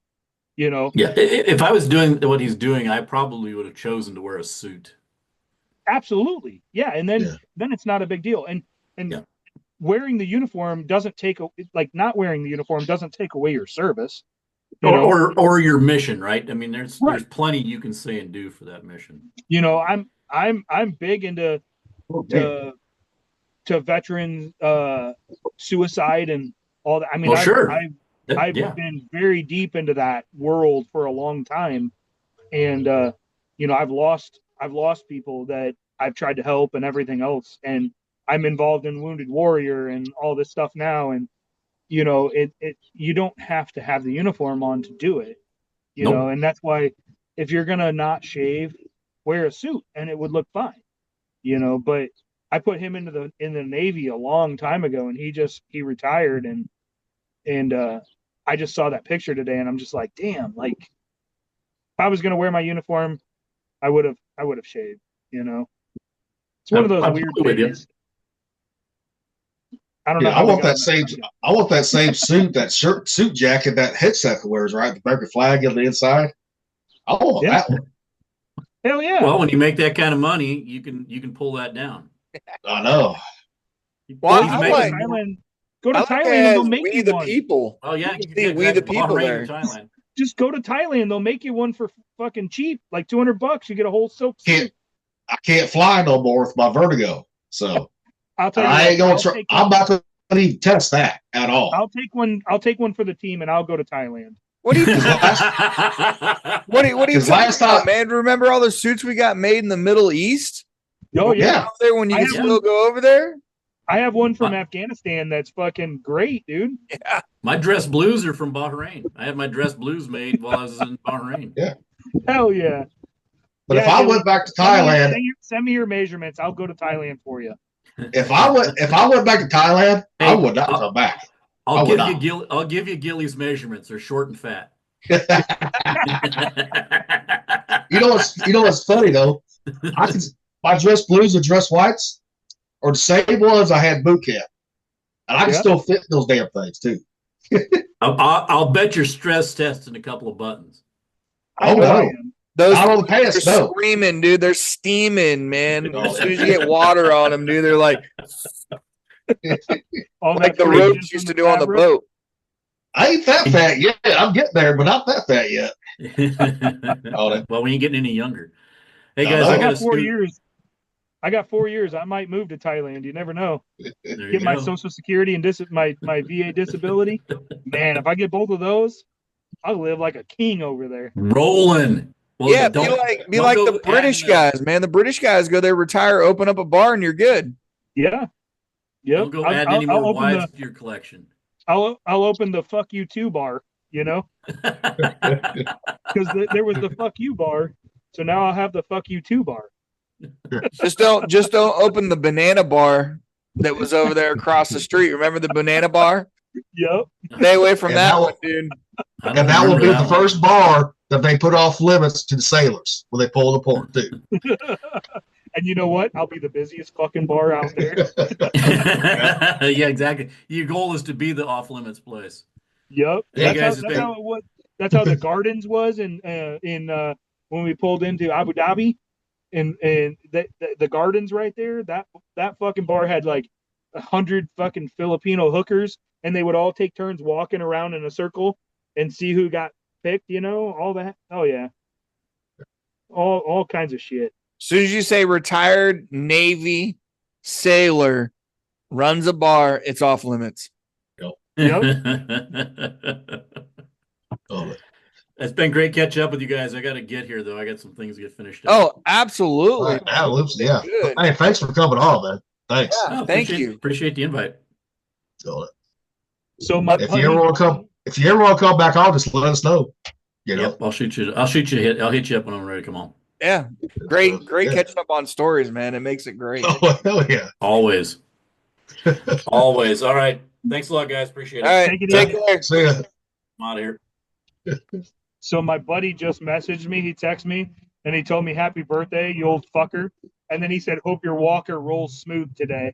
Better grease those wheels, boy. Right? My ex-wife, my second ex-wife, my son's mom. Shit. My son's mom. She said, happy birthday. 45 is old. Hope you and Landon had a special day. Well, you did go eating Thai, and we're talking about Thailand. So, you know, they kind of correlate together. Here's one for Hodges that this is going to be his next woman right here.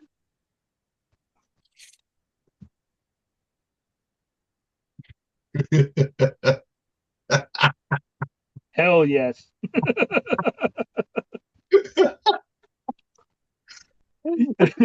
Shit, yeah. There's on one of the dating apps I'm on, there is a chick in a wheelchair. Not gonna lie. In my messages. There's nothing wrong with anybody that's got handicaps like that. I don't know why, like, no. People get, like, you get chastised. You seen that shit? Like, they try to call it a fetish, and it's like, well, they're like anybody else. Like, why the fuck am I getting chastised because a woman that's good-hearted and everything has a disability, and I'm helping her? Like, I enjoy spending time with her. Hell, she's probably better spending time with any of the other motherfuckers that are able-bodied. Right. Well, I think why some men chastise that shit, right? Because women do the same thing with men with disabilities too. You know, I've seen that. I have ran into that. You know, not so much with him because he's got money or, you know, some kind of weird, oh, you're acting like his mom type shit. Yeah. It's like, shut the fuck up and deal with your own fucking life. Yep. Yeah. Oh, heaven. Little Tate, you hadn't seen this one yet, though. The Doritos figure cleaner. I'm waiting. I know. We're waiting. We're waiting. Old fucking Caddyshack. Damn it. Here we go. Oh yeah, the Doritos finger cleaner. Oh, you seen this? I saw that one too. Yeah. The guy on the other side is the office guy, like licking it off. Yeah, it only works with Doritos. Why only Doritos? You ask too many questions, Billy.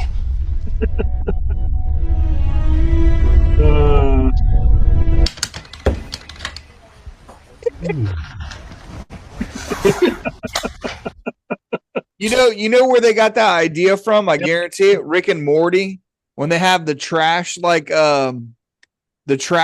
alien that eats all their trash. Yep. Like I can't remember his like name. It's like Goober or something.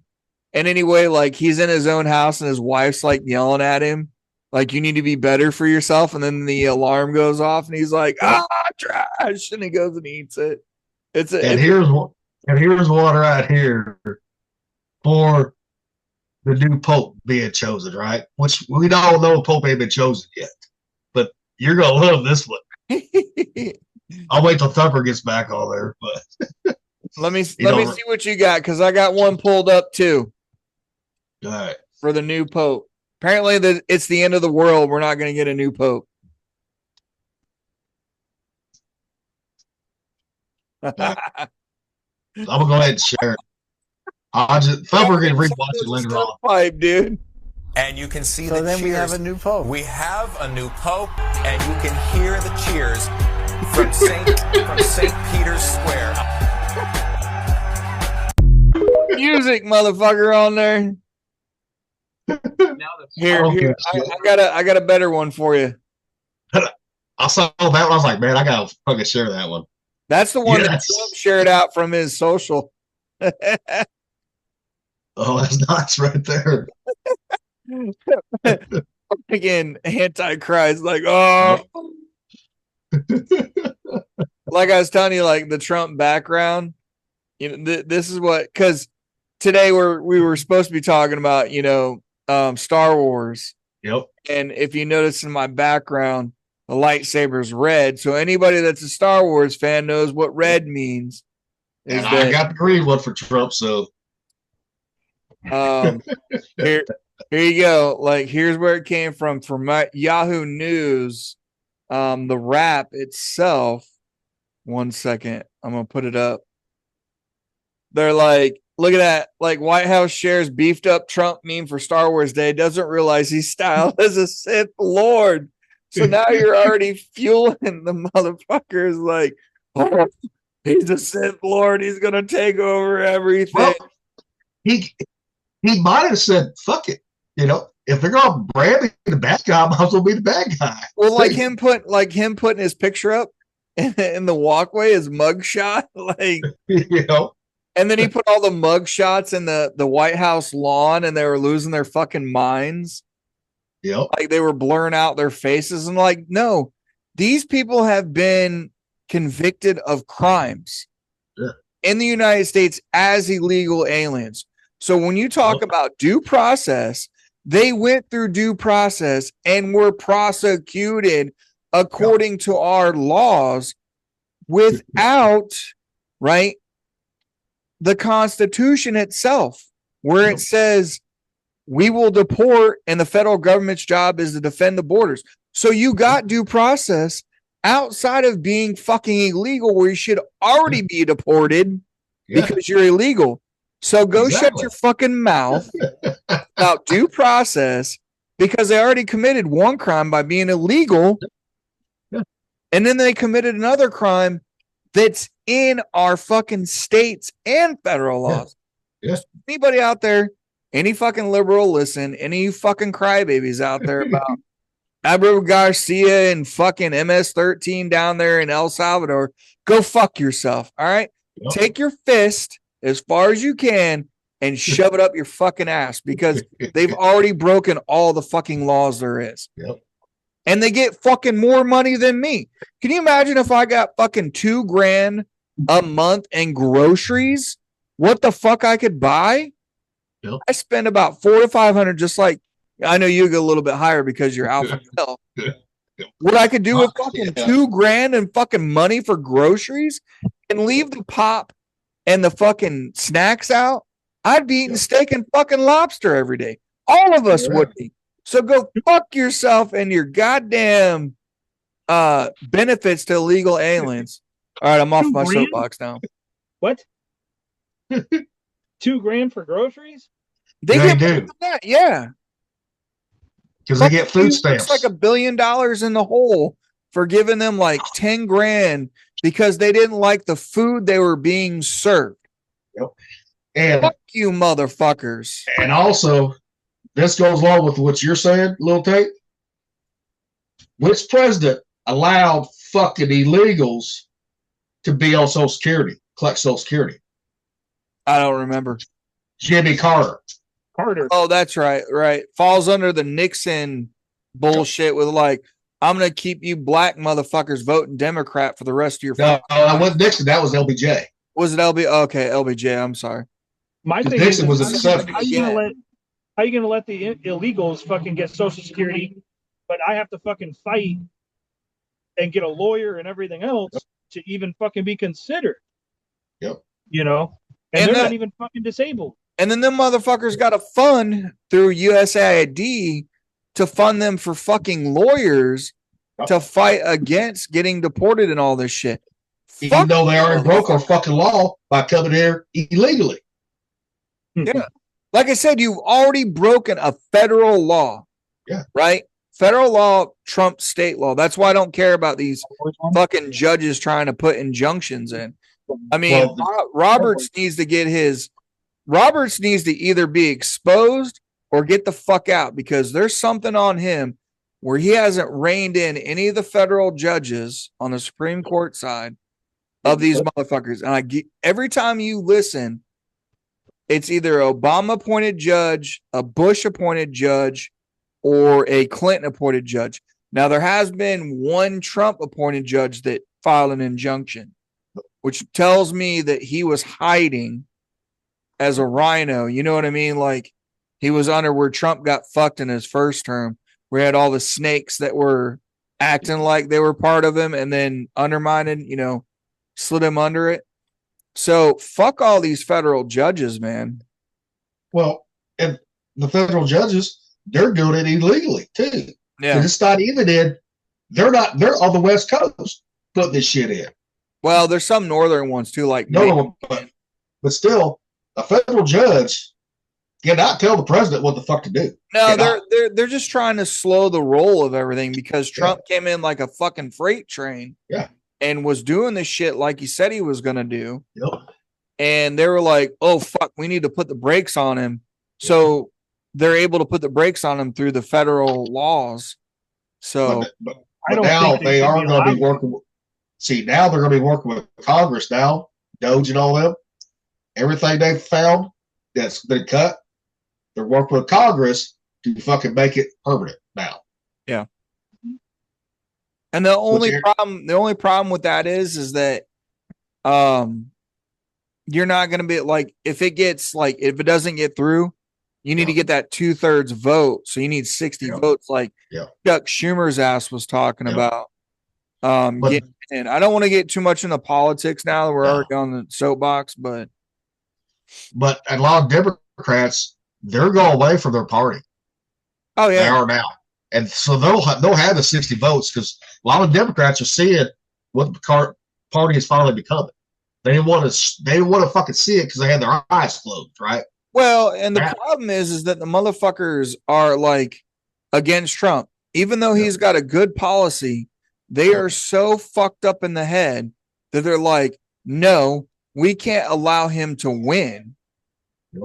And it's like, they turn this meme into like the Sith shit. Yep. Oh yeah. And then they're like crying like constitutional crisis. Motherfucker, you're the constitutional crisis.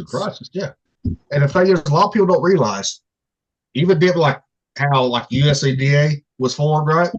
Was by executive order. That's how it was formed. And then Congress made it thing. So now Trump, he's going to do the executive orders like it'd be done, but now he's finally going back to Congress and say, hey, no, we need to put this shit in the butt now, make it permanent. And that's the problem with omnibus bills that are 2,000 pages long, because they put fat in there. The only way that Congress should be introducing a bill is one line or a couple line items. Like the motherfucker should be like 100 pages at most. Yeah. Right. To put all the words in it and all that shit, like one bill, one line item bill, and that's it. And then that's where the one big beautiful bill comes into play. Mm-hmm. Now the Republicans, they should have been years ago, like fucking Cruz, right? That has tried to get fucking term limits in Congress and the Senate, right? He should have just slipped that into a fucking one of those fucking bills that's more fact, right? Because motherfuckers never read it. They should have done that then. Yeah, I mean, if you're going to give the president term limits after FDR, right? Yep. Then Congress should have the same fucking thing. Yep. And you don't have to spend 50 fucking years like Joe Biden did in fucking the Senate. Yep. This isn't a fucking place to make money. Yeah. And like we were hearing before with what Joel was saying, it's bureaucracy. They make money off the shit. Yeah. You should make a fucking dime, per diem for staying there, whatever. You should make any fucking money on top of what your salary's been voted for. I'll give you that. Oh, Side of that, if you make anything over what is voted for, you should be investigated, just like Josh Hawley's doing. I'll give you this: Josh Hawley's got this shit, introduced in the Nancy Pelosi Act, Yep. Nobody should be trading any money. No fucking lobbyists. Yep. No boosting. No nothing. Yep. Exactly. Anybody out there that thinks anything different, go fuck yourself. Yep. Because and I got Hodges, I got Thumper's new song right here. And it's not a song, it's just the lyrics, right?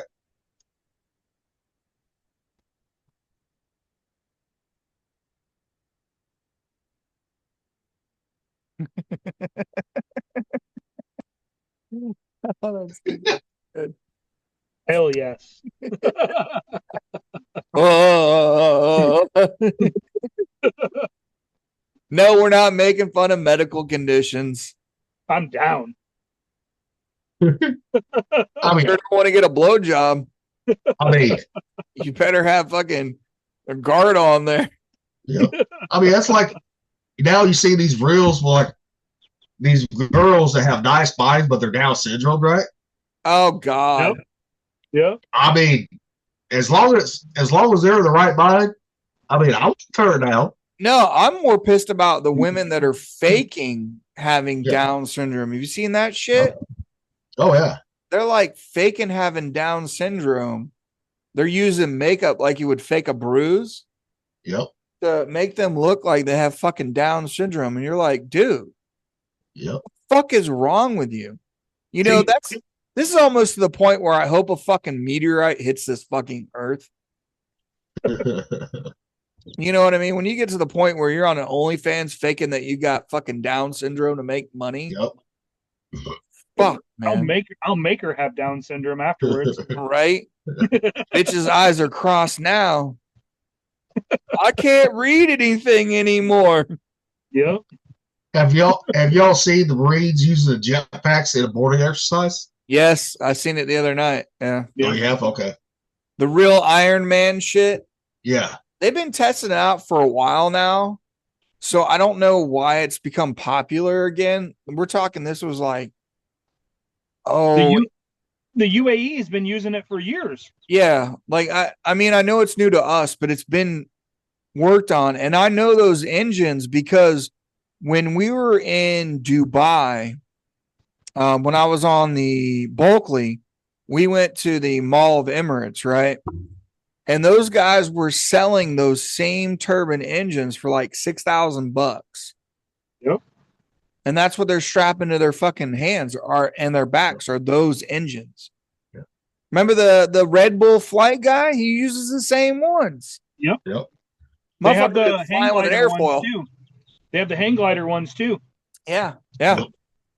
with the engines on them. Yep. Yeah, those engines have been around for. I mean, fuck like I said, the UAE's been using them for fucking years. The police, the military, they've all been using them over there.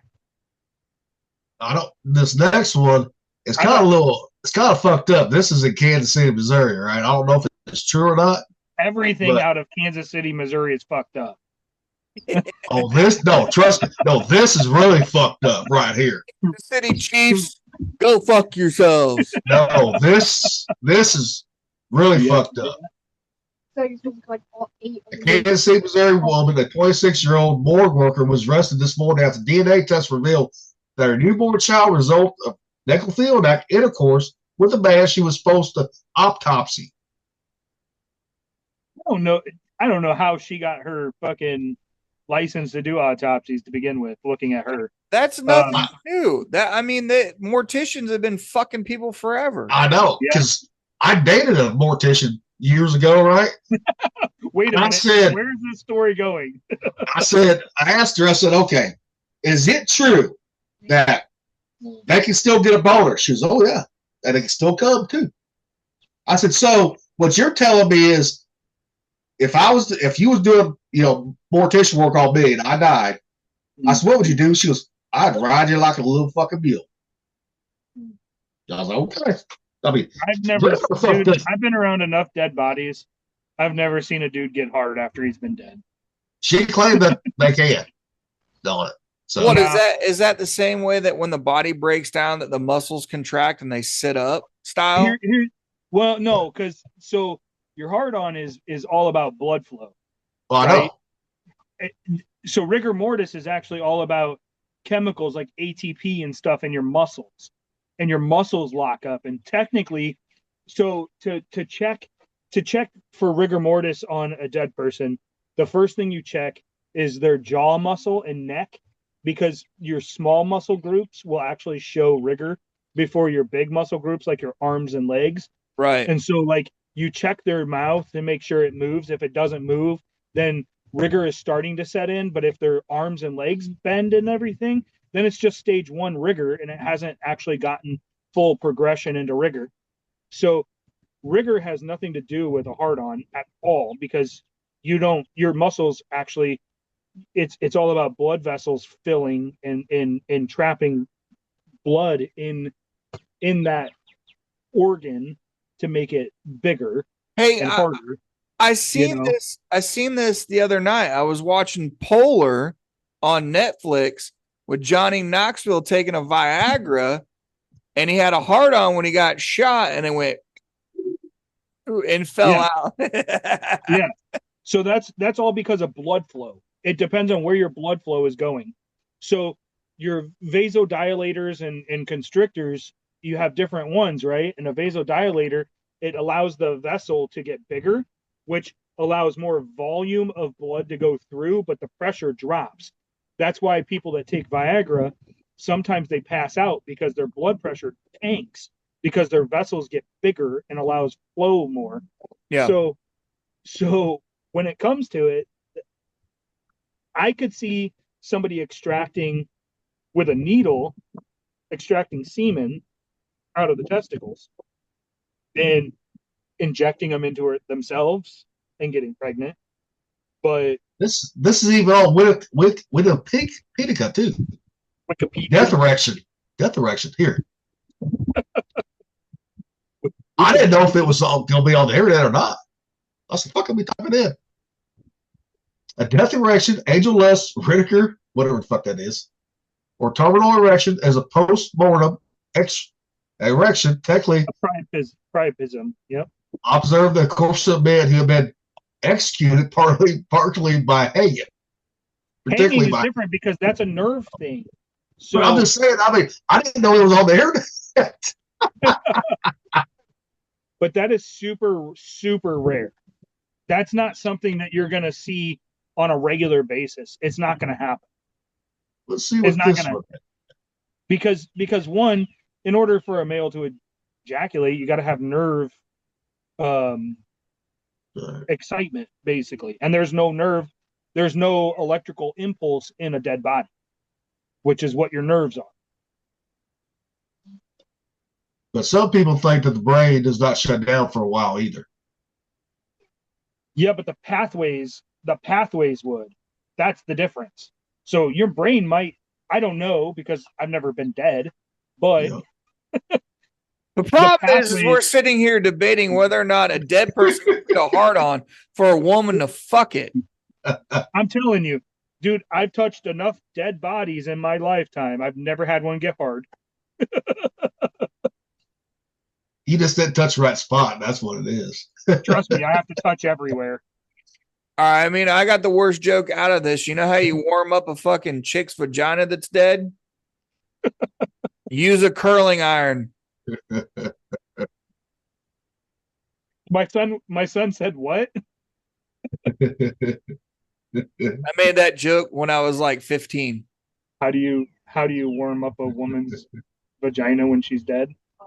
Use a curling iron. He's shaking his head. It said, really? Stop hitting. That's usually how it goes. But you know, it's a serious thing because you're seeing and hearing more about necrophilia, and it makes you wonder how long has it really been going on. You know what I mean? Like that goes way, way, way back. Yeah, exactly. Way back. I mean, I can guarantee you at least to the medieval times, minimum. Probably. It's dated. I mean, there's things that have, yeah, that's the legitimate thing. And like I don't personally know anybody that has done it, but I mean, there's obviously documented cases of it. Yeah. Well, look at H.H. Holmes. Yeah. Yeah. The most prolific fucking serial In killer out Chicago. there. Yep. Yeah. And also, they got him going to London at the same time that Jack the Ripper was there, too. Well, and then you move forward to Ed Gein, you know, the the basis of the Texas Chainsaw Massacre was based off of Ed Gein. Ed Gein is like fucking crazy, you know. Yeah. Here's one for the younger generation right here. So, Mr. Skeletor, do you have any advice for the kids tonight? Yeah, don't masturbate in the hospital when you're hooked up to a heart rate monitor. It scares the shit out of the nurses. That is true. That's what my wife was saying. She's been the last 2 days like super needy people at the hospital. So, yeah, I don't know what's going on right now with the hospital and stuff because there's some crazy shit going on. I don't know. It's got to be. I don't know if Mercury's in retrograde or whatever the fuck it's called. yeah, she's been losing her fucking mind the last 2 nights. She was just texting me. She's like, it's crazy because she works ICU too. Oh yeah. She's like, what the fuck is going on? See, ICU is normally not bad because they all are on fucking. They're all in a coma basically. They're all fucking out, which is nice. They pulled her off the floor from ICU and put her down in the ER. Yeah. Oh yeah. See, like what the fuck? That's where most ICU nurses lose their fucking mind when they have to go to the fucking ED. Yeah. Well, and she was working the floor and then she got moved up to the ICU. Like she went for the training and did everything for ICU. And she's like, motherfucker, moving me back down to the floor. Dude, I'm so glad I got out of emergency medicine. Dude, it's so crazy. Like the shit I had to deal with. Yeah. I was just telling my son about a guy that he ate 10 fentanyl patches to kill himself. And he shit and threw up so hard that there was shit and puke coming off the ceiling, dripping down on me the minute his heart stopped. And then I had to do CPR on him while it was raining shit and puke on me and piss. Yeah, it was a blast. I loved it. It was great. Yeah, that's always fun. Yeah. Can I have another shift, please? Yeah. Sir, can I have another serving? And that was like 3 hours into my 12-hour shift. That's how my whole day. It was. You know, and all the years that she tells me the worst ones that she has out here are retired Navy officers. I believe it. Yep. She's like, I had a guy that I was in the Navy with. He was a fucking raging alcoholic after he retired out of the Navy. And dude, he would fight every time we pulled up. It was, dude, it was just, I'm like, I knew him personally. I served with him. And I'm like, hey, stop fucking fighting with me. I don't want to have to fucking shoot you up with meds and write a report and press charges and all this shit. You're a homeless vet. Like, I know you personally. Stop fucking fighting us. And it never clicked with him. Yeah. He was a whole different person, dude. Him and I served together for years.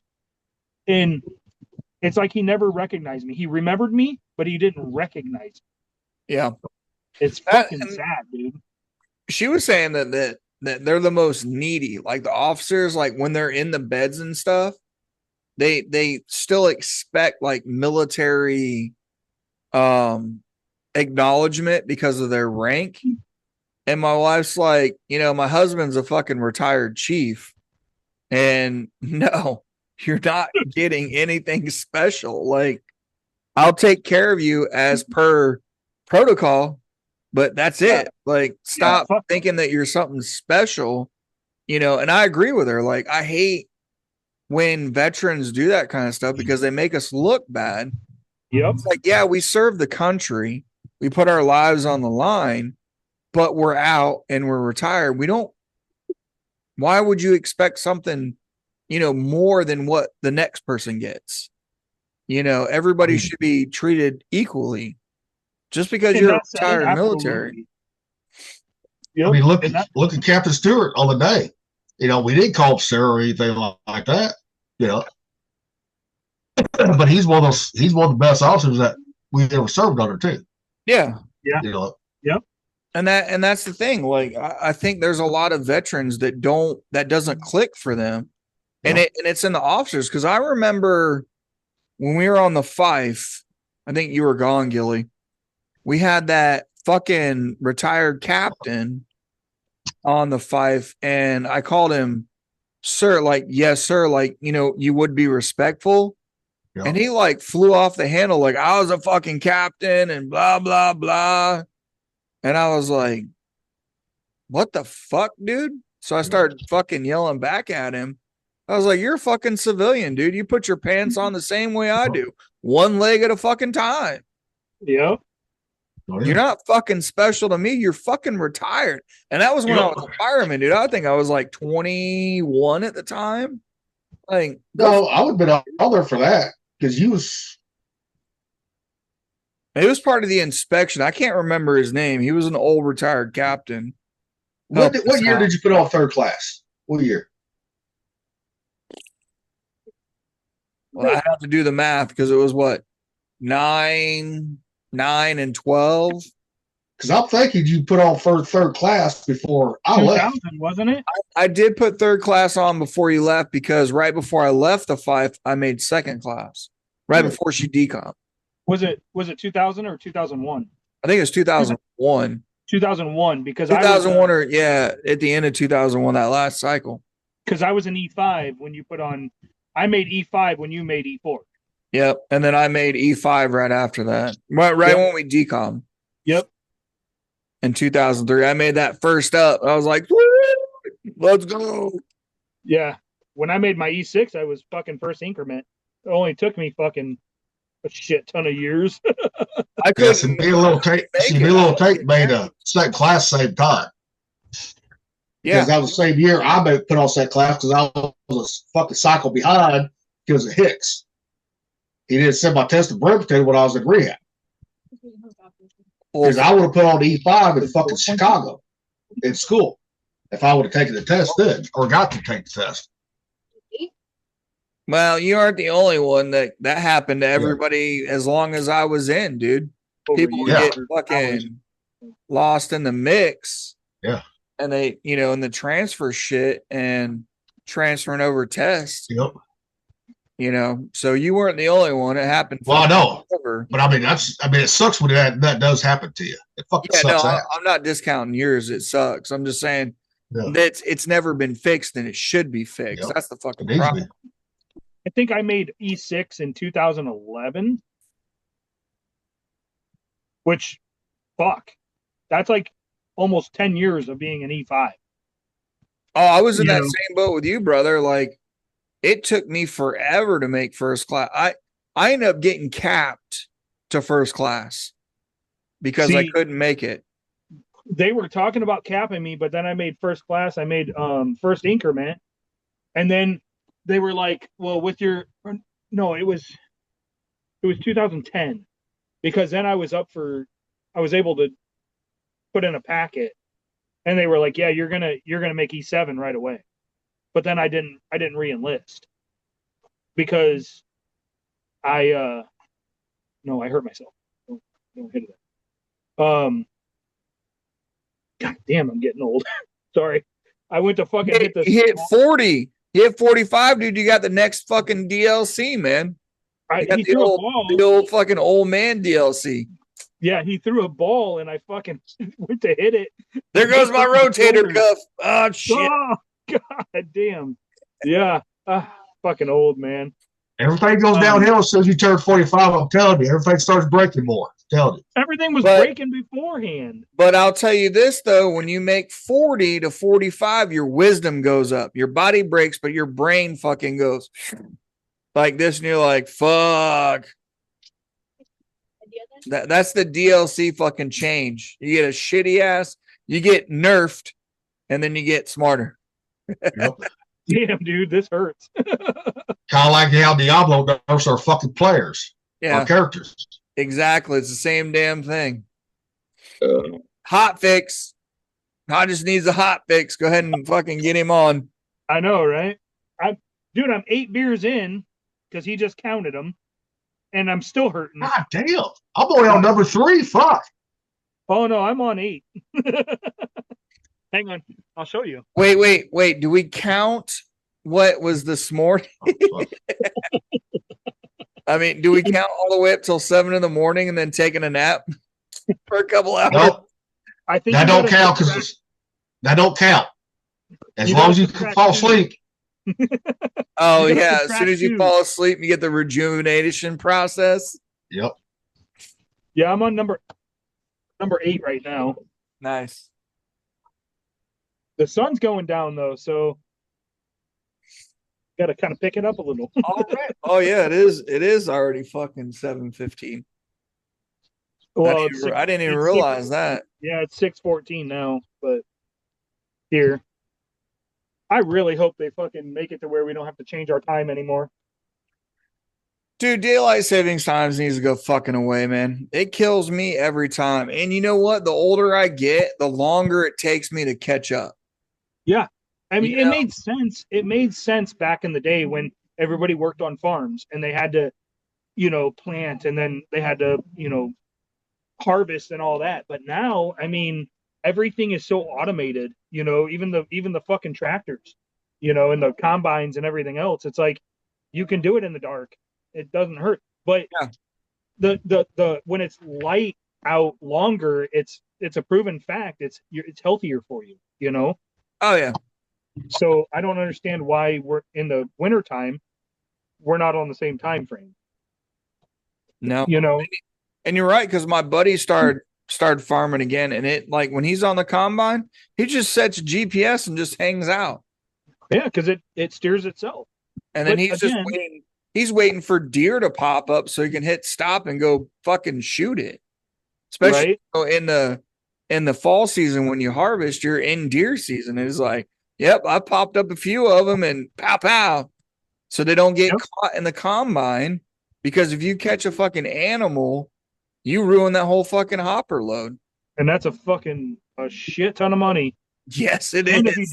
If you damage the fucking combine, that's a whole nother ball game. And $800,000, $900,000 fucking combine. Yeah, it depends on which head you got on, whether or not you got a soybean head on or a corn head on. And around here, everybody uses the fucking expensive John Deere because that's where John Deere is from here. Yeah, I've never world headquarters is here. I've never figured that out. Like, everybody will drive a Case tractor, but they will drive a John Deere combine. Like, nobody drives Case around here. Like, if you drive Case around here, your shit ain't you're not getting help on your farm. You ain't selling your shit. Like, you're not a farmer. It's Case up in Indiana. There's now if you're driving a Holland, you ain't getting fucking help in Indiana. Because that's a shitty ass Ford, is what it is. From Michigan, yep. Yeah, because nobody realizes Holland's made by Ford, but whatever. That's for a different conversation. But Holland, yeah. But our tractor pulls are always sponsored by John Deere. John Deere World Headquarters is about 10 minutes from here. Oh, that makes sense. They're from here. Like, John Deere they were manufactured and like invented here in this area. So like the John Deere Classic, if you follow PGA, that's right here. Like, if you want to come watch the golf, you can stay at my fucking house and drive 10 minutes to the fucking golf course. It's not that far. And like, the one golfer I want to meet is John Daly. That's the one golfer I want to meet. Yeah, 100%. I want to meet John Daly. Like, I want to go have a beer with him. And like, just go to the driving range. Well, he'll kill us on drinking beer. He'll kill us on that because he drinks vodka, beer, everything. This is actually one of the few places that Tiger Woods won't come back to, because when he was underage, he went to our casino during the John Deere Classic, and they kicked him out because he was underage, and so he stopped coming. He does not come here very often.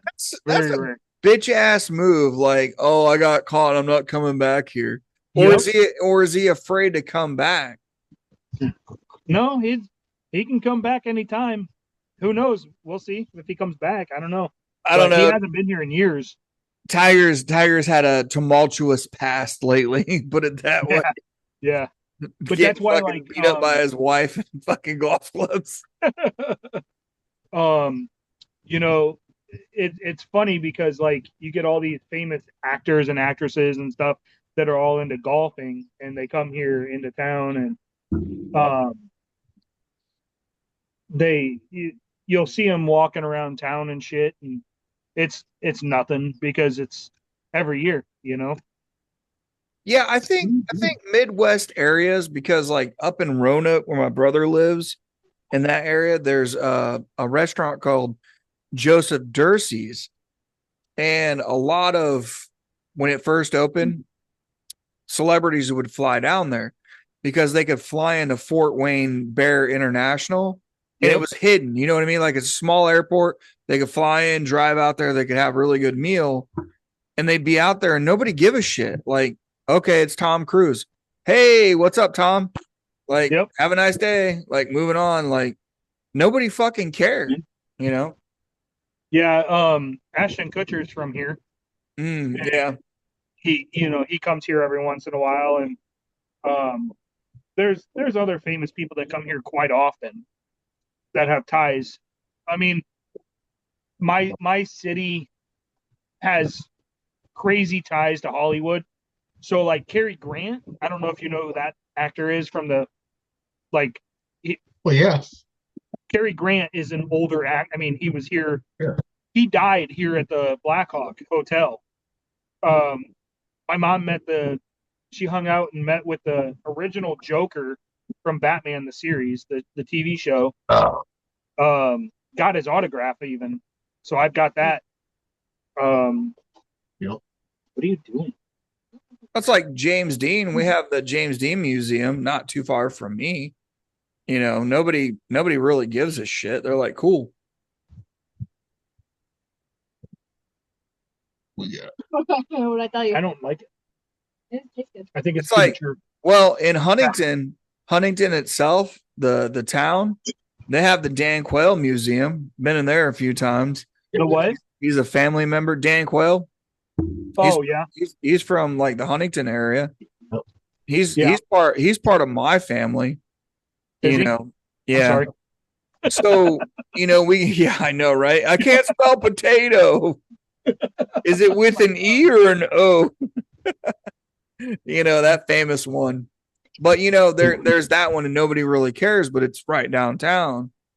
We used to go in there when I was younger just to fuck around. But I don't know what this is about celebrities, man. It's crazy. So we got a few from here, Missouri. People don't realize like Iowa, like they think we're a flyover state. I don't want to. Lazy Boy was from here. Yep. Sliced bread started in Iowa. Maytag. Sliced bread actually was started in Iowa. The bread slicer was invented here. John Wayne is from here. Dude, it's crazy. Like the one of the first train robberies that Billy the Kid did was in Iowa. That was actually one of the first train robberies ever, and that was in Iowa. There's a lot of fucking like famous shit that happened in Iowa, and it's crazy. And a lot of famous people that come out of it. And Gilly, who do you got famous from Missouri? Don Goodman. Yep, John Goodman. Yep. Don Siddell, whatever the fuck his last name is.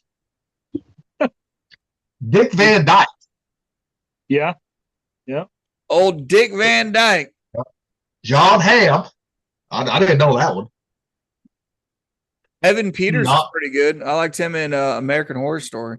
John Johnson. And he played Ted Bundy, or not Ted Bundy. He played Dahmer. Yep. I wouldn't claim fucking Matt Boomer at all. If I was you.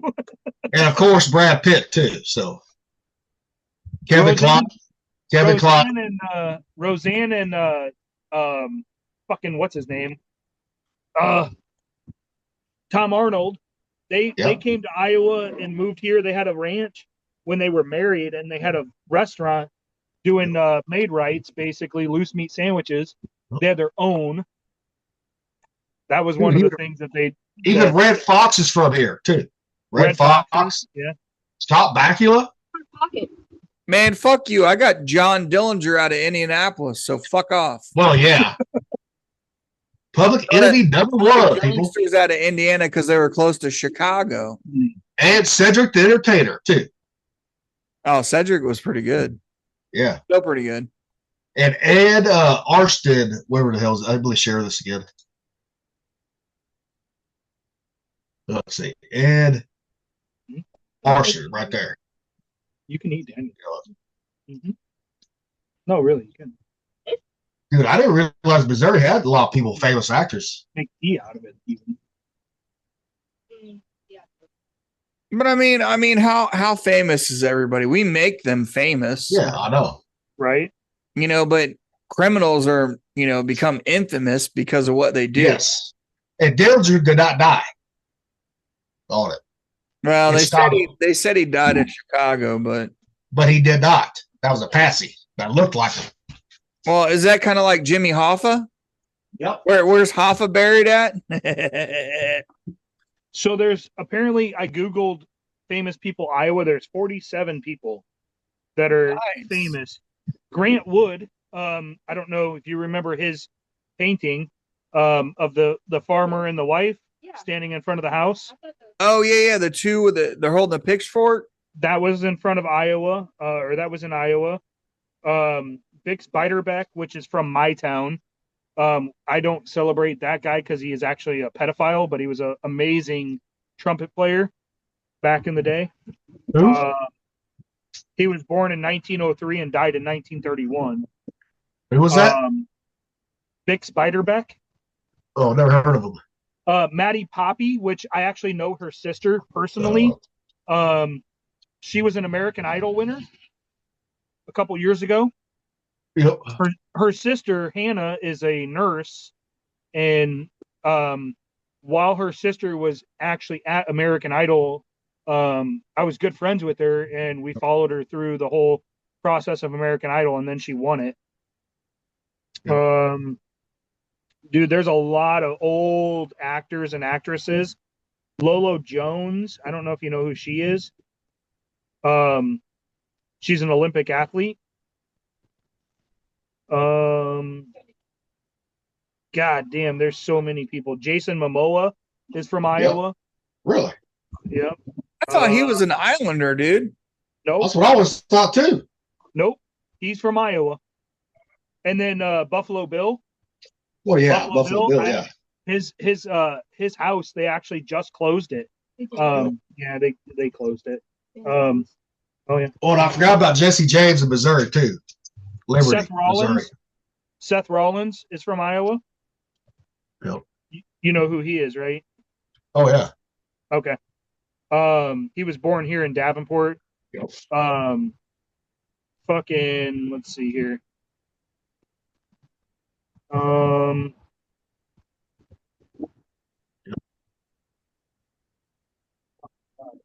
Alston.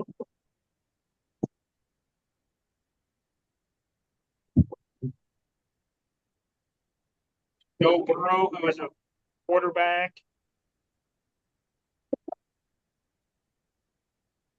So what you're saying is nobody that we really fucking care about.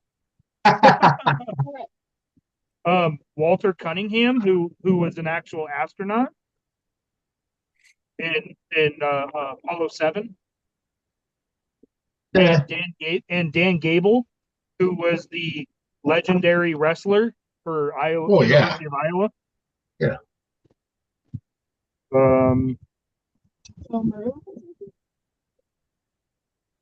Oh yeah.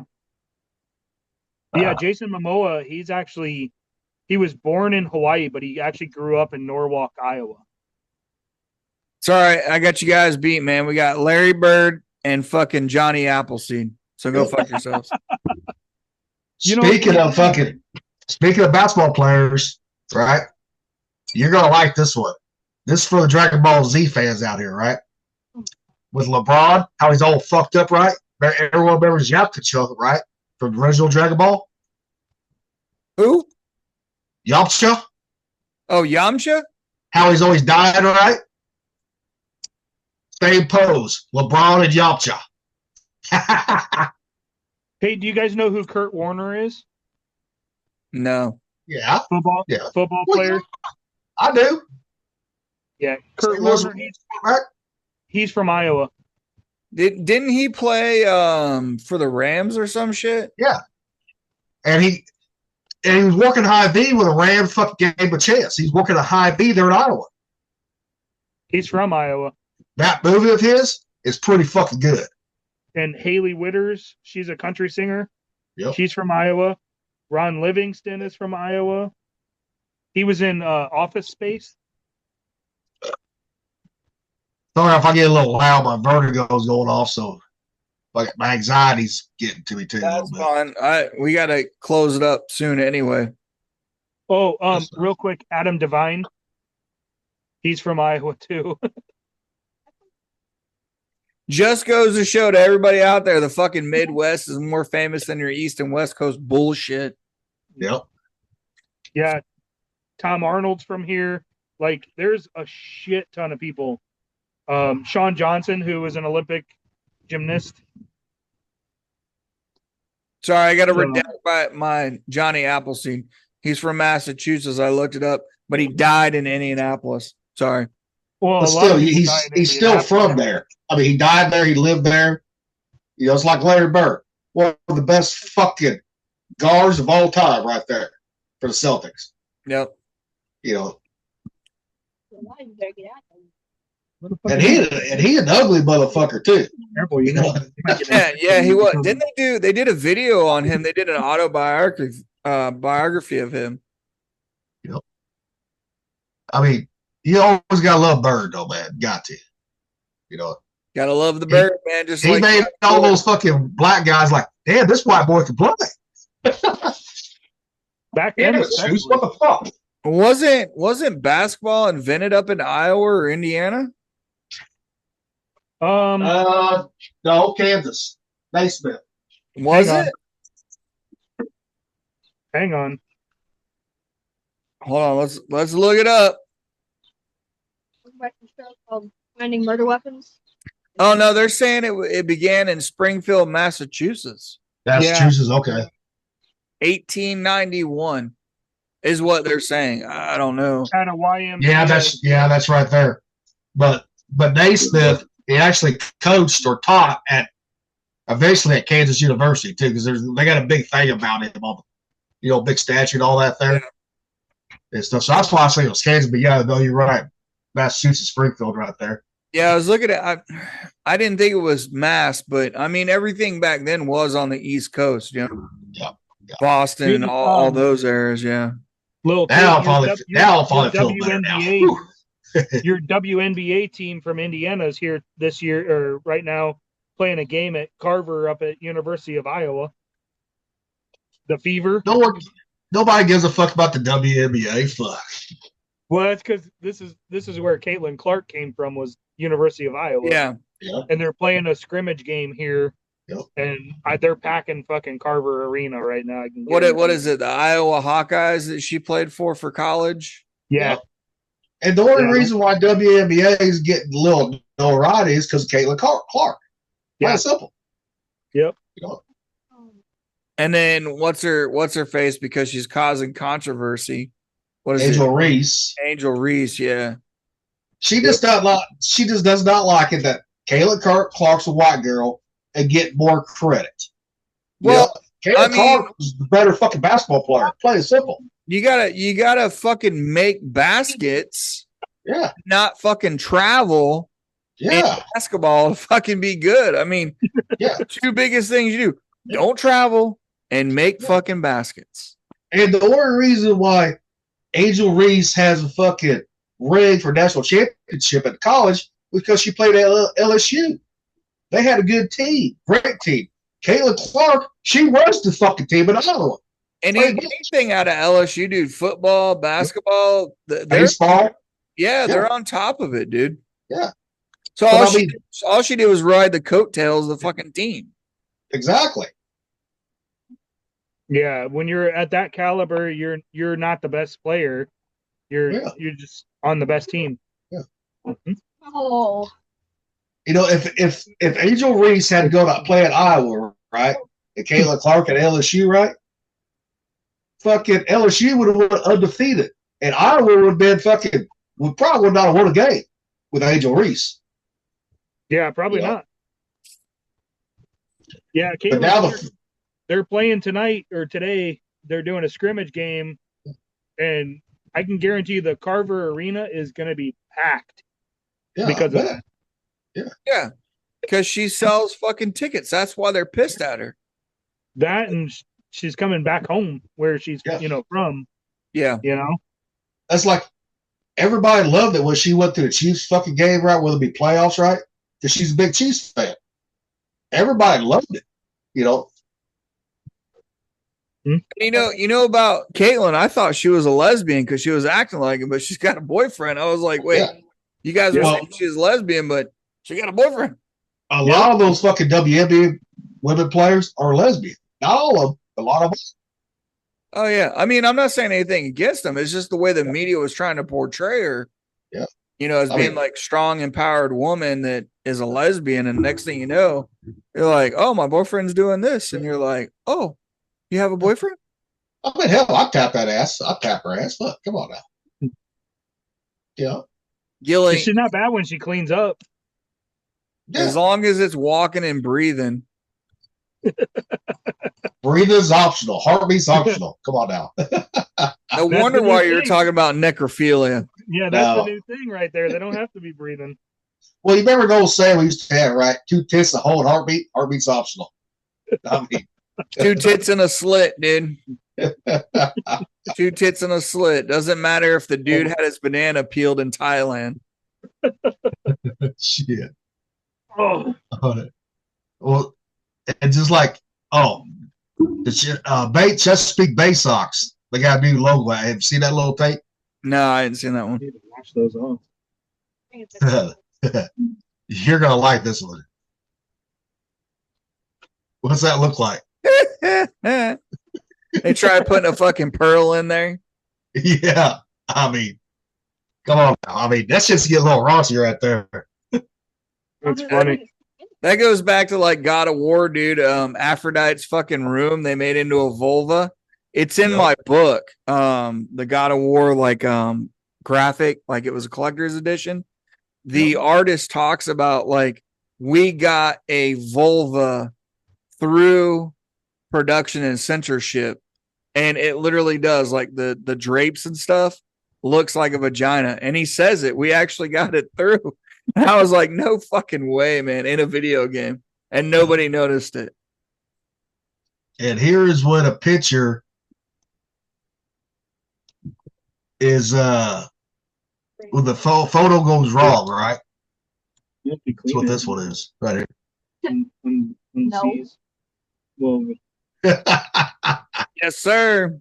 I mean, I saw that. Yep. If you're gonna have a female dog, don't pose like that if you're female. Plain and simple. I wonder sometimes if that shit's on purpose, man. I think a lot of it is, but I still find it funny though. They snapped it, didn't realize that they look back through it, and they're like, "Oh, let me throw this out there." I mean, you better post it. Here's one for Hodges. Here's one for Thumper right here. Did you watch the video that I sent you about the 2 girls doing the fucking over the bar and shit? The way they Oh yeah. Here's one for Thumper right there. Yeah. Yep. You got 100%. Play that one if you got it. I don't care whose leg it is. It's getting used. You know what? I am so glad I've never dated or fucked a girl that had a fake leg, right? Because if I was drunk, I would probably try that. Okay, put some lube on that motherfucker. Let's try it. I'd be afraid that she'd pull it off and beat me to death with it. Yeah, but then she has to hop to get you. That's literally a fucking weapon, dude. Like, You know, with the way that they're making them now, like titanium and stuff Oh, like hell that, yeah. dude. Yeah, like fucking like what in the middle of your fucking night, like shit. Yep. Well, 100%. shit, the cane I have to use. I finally bought the VA has a store, right? The hospital, right? Has like a little exchange. The cane I bought for them, dude, that is a fucking weapon. It's solid fucking wood. That is a weapon right there. Dude, I got my mom's old hardwood cane they gave her, and I keep it in the back of the car just because I could beat somebody with it. Like it's like a bat, man. Oh yeah. Like people don't realize like how tough those, because they're made to withstand your weight to walk on. Yep. Exactly. You know what I mean? Like it's not made to snap. It takes that tensile. You know, it's kind of like having a hickory handle on an axe. You know, you got a fucking hickory cane. You could beat somebody with that thing. So don't be too scared about your firearms. I got a fucking cane back there and we'll knock your ass out.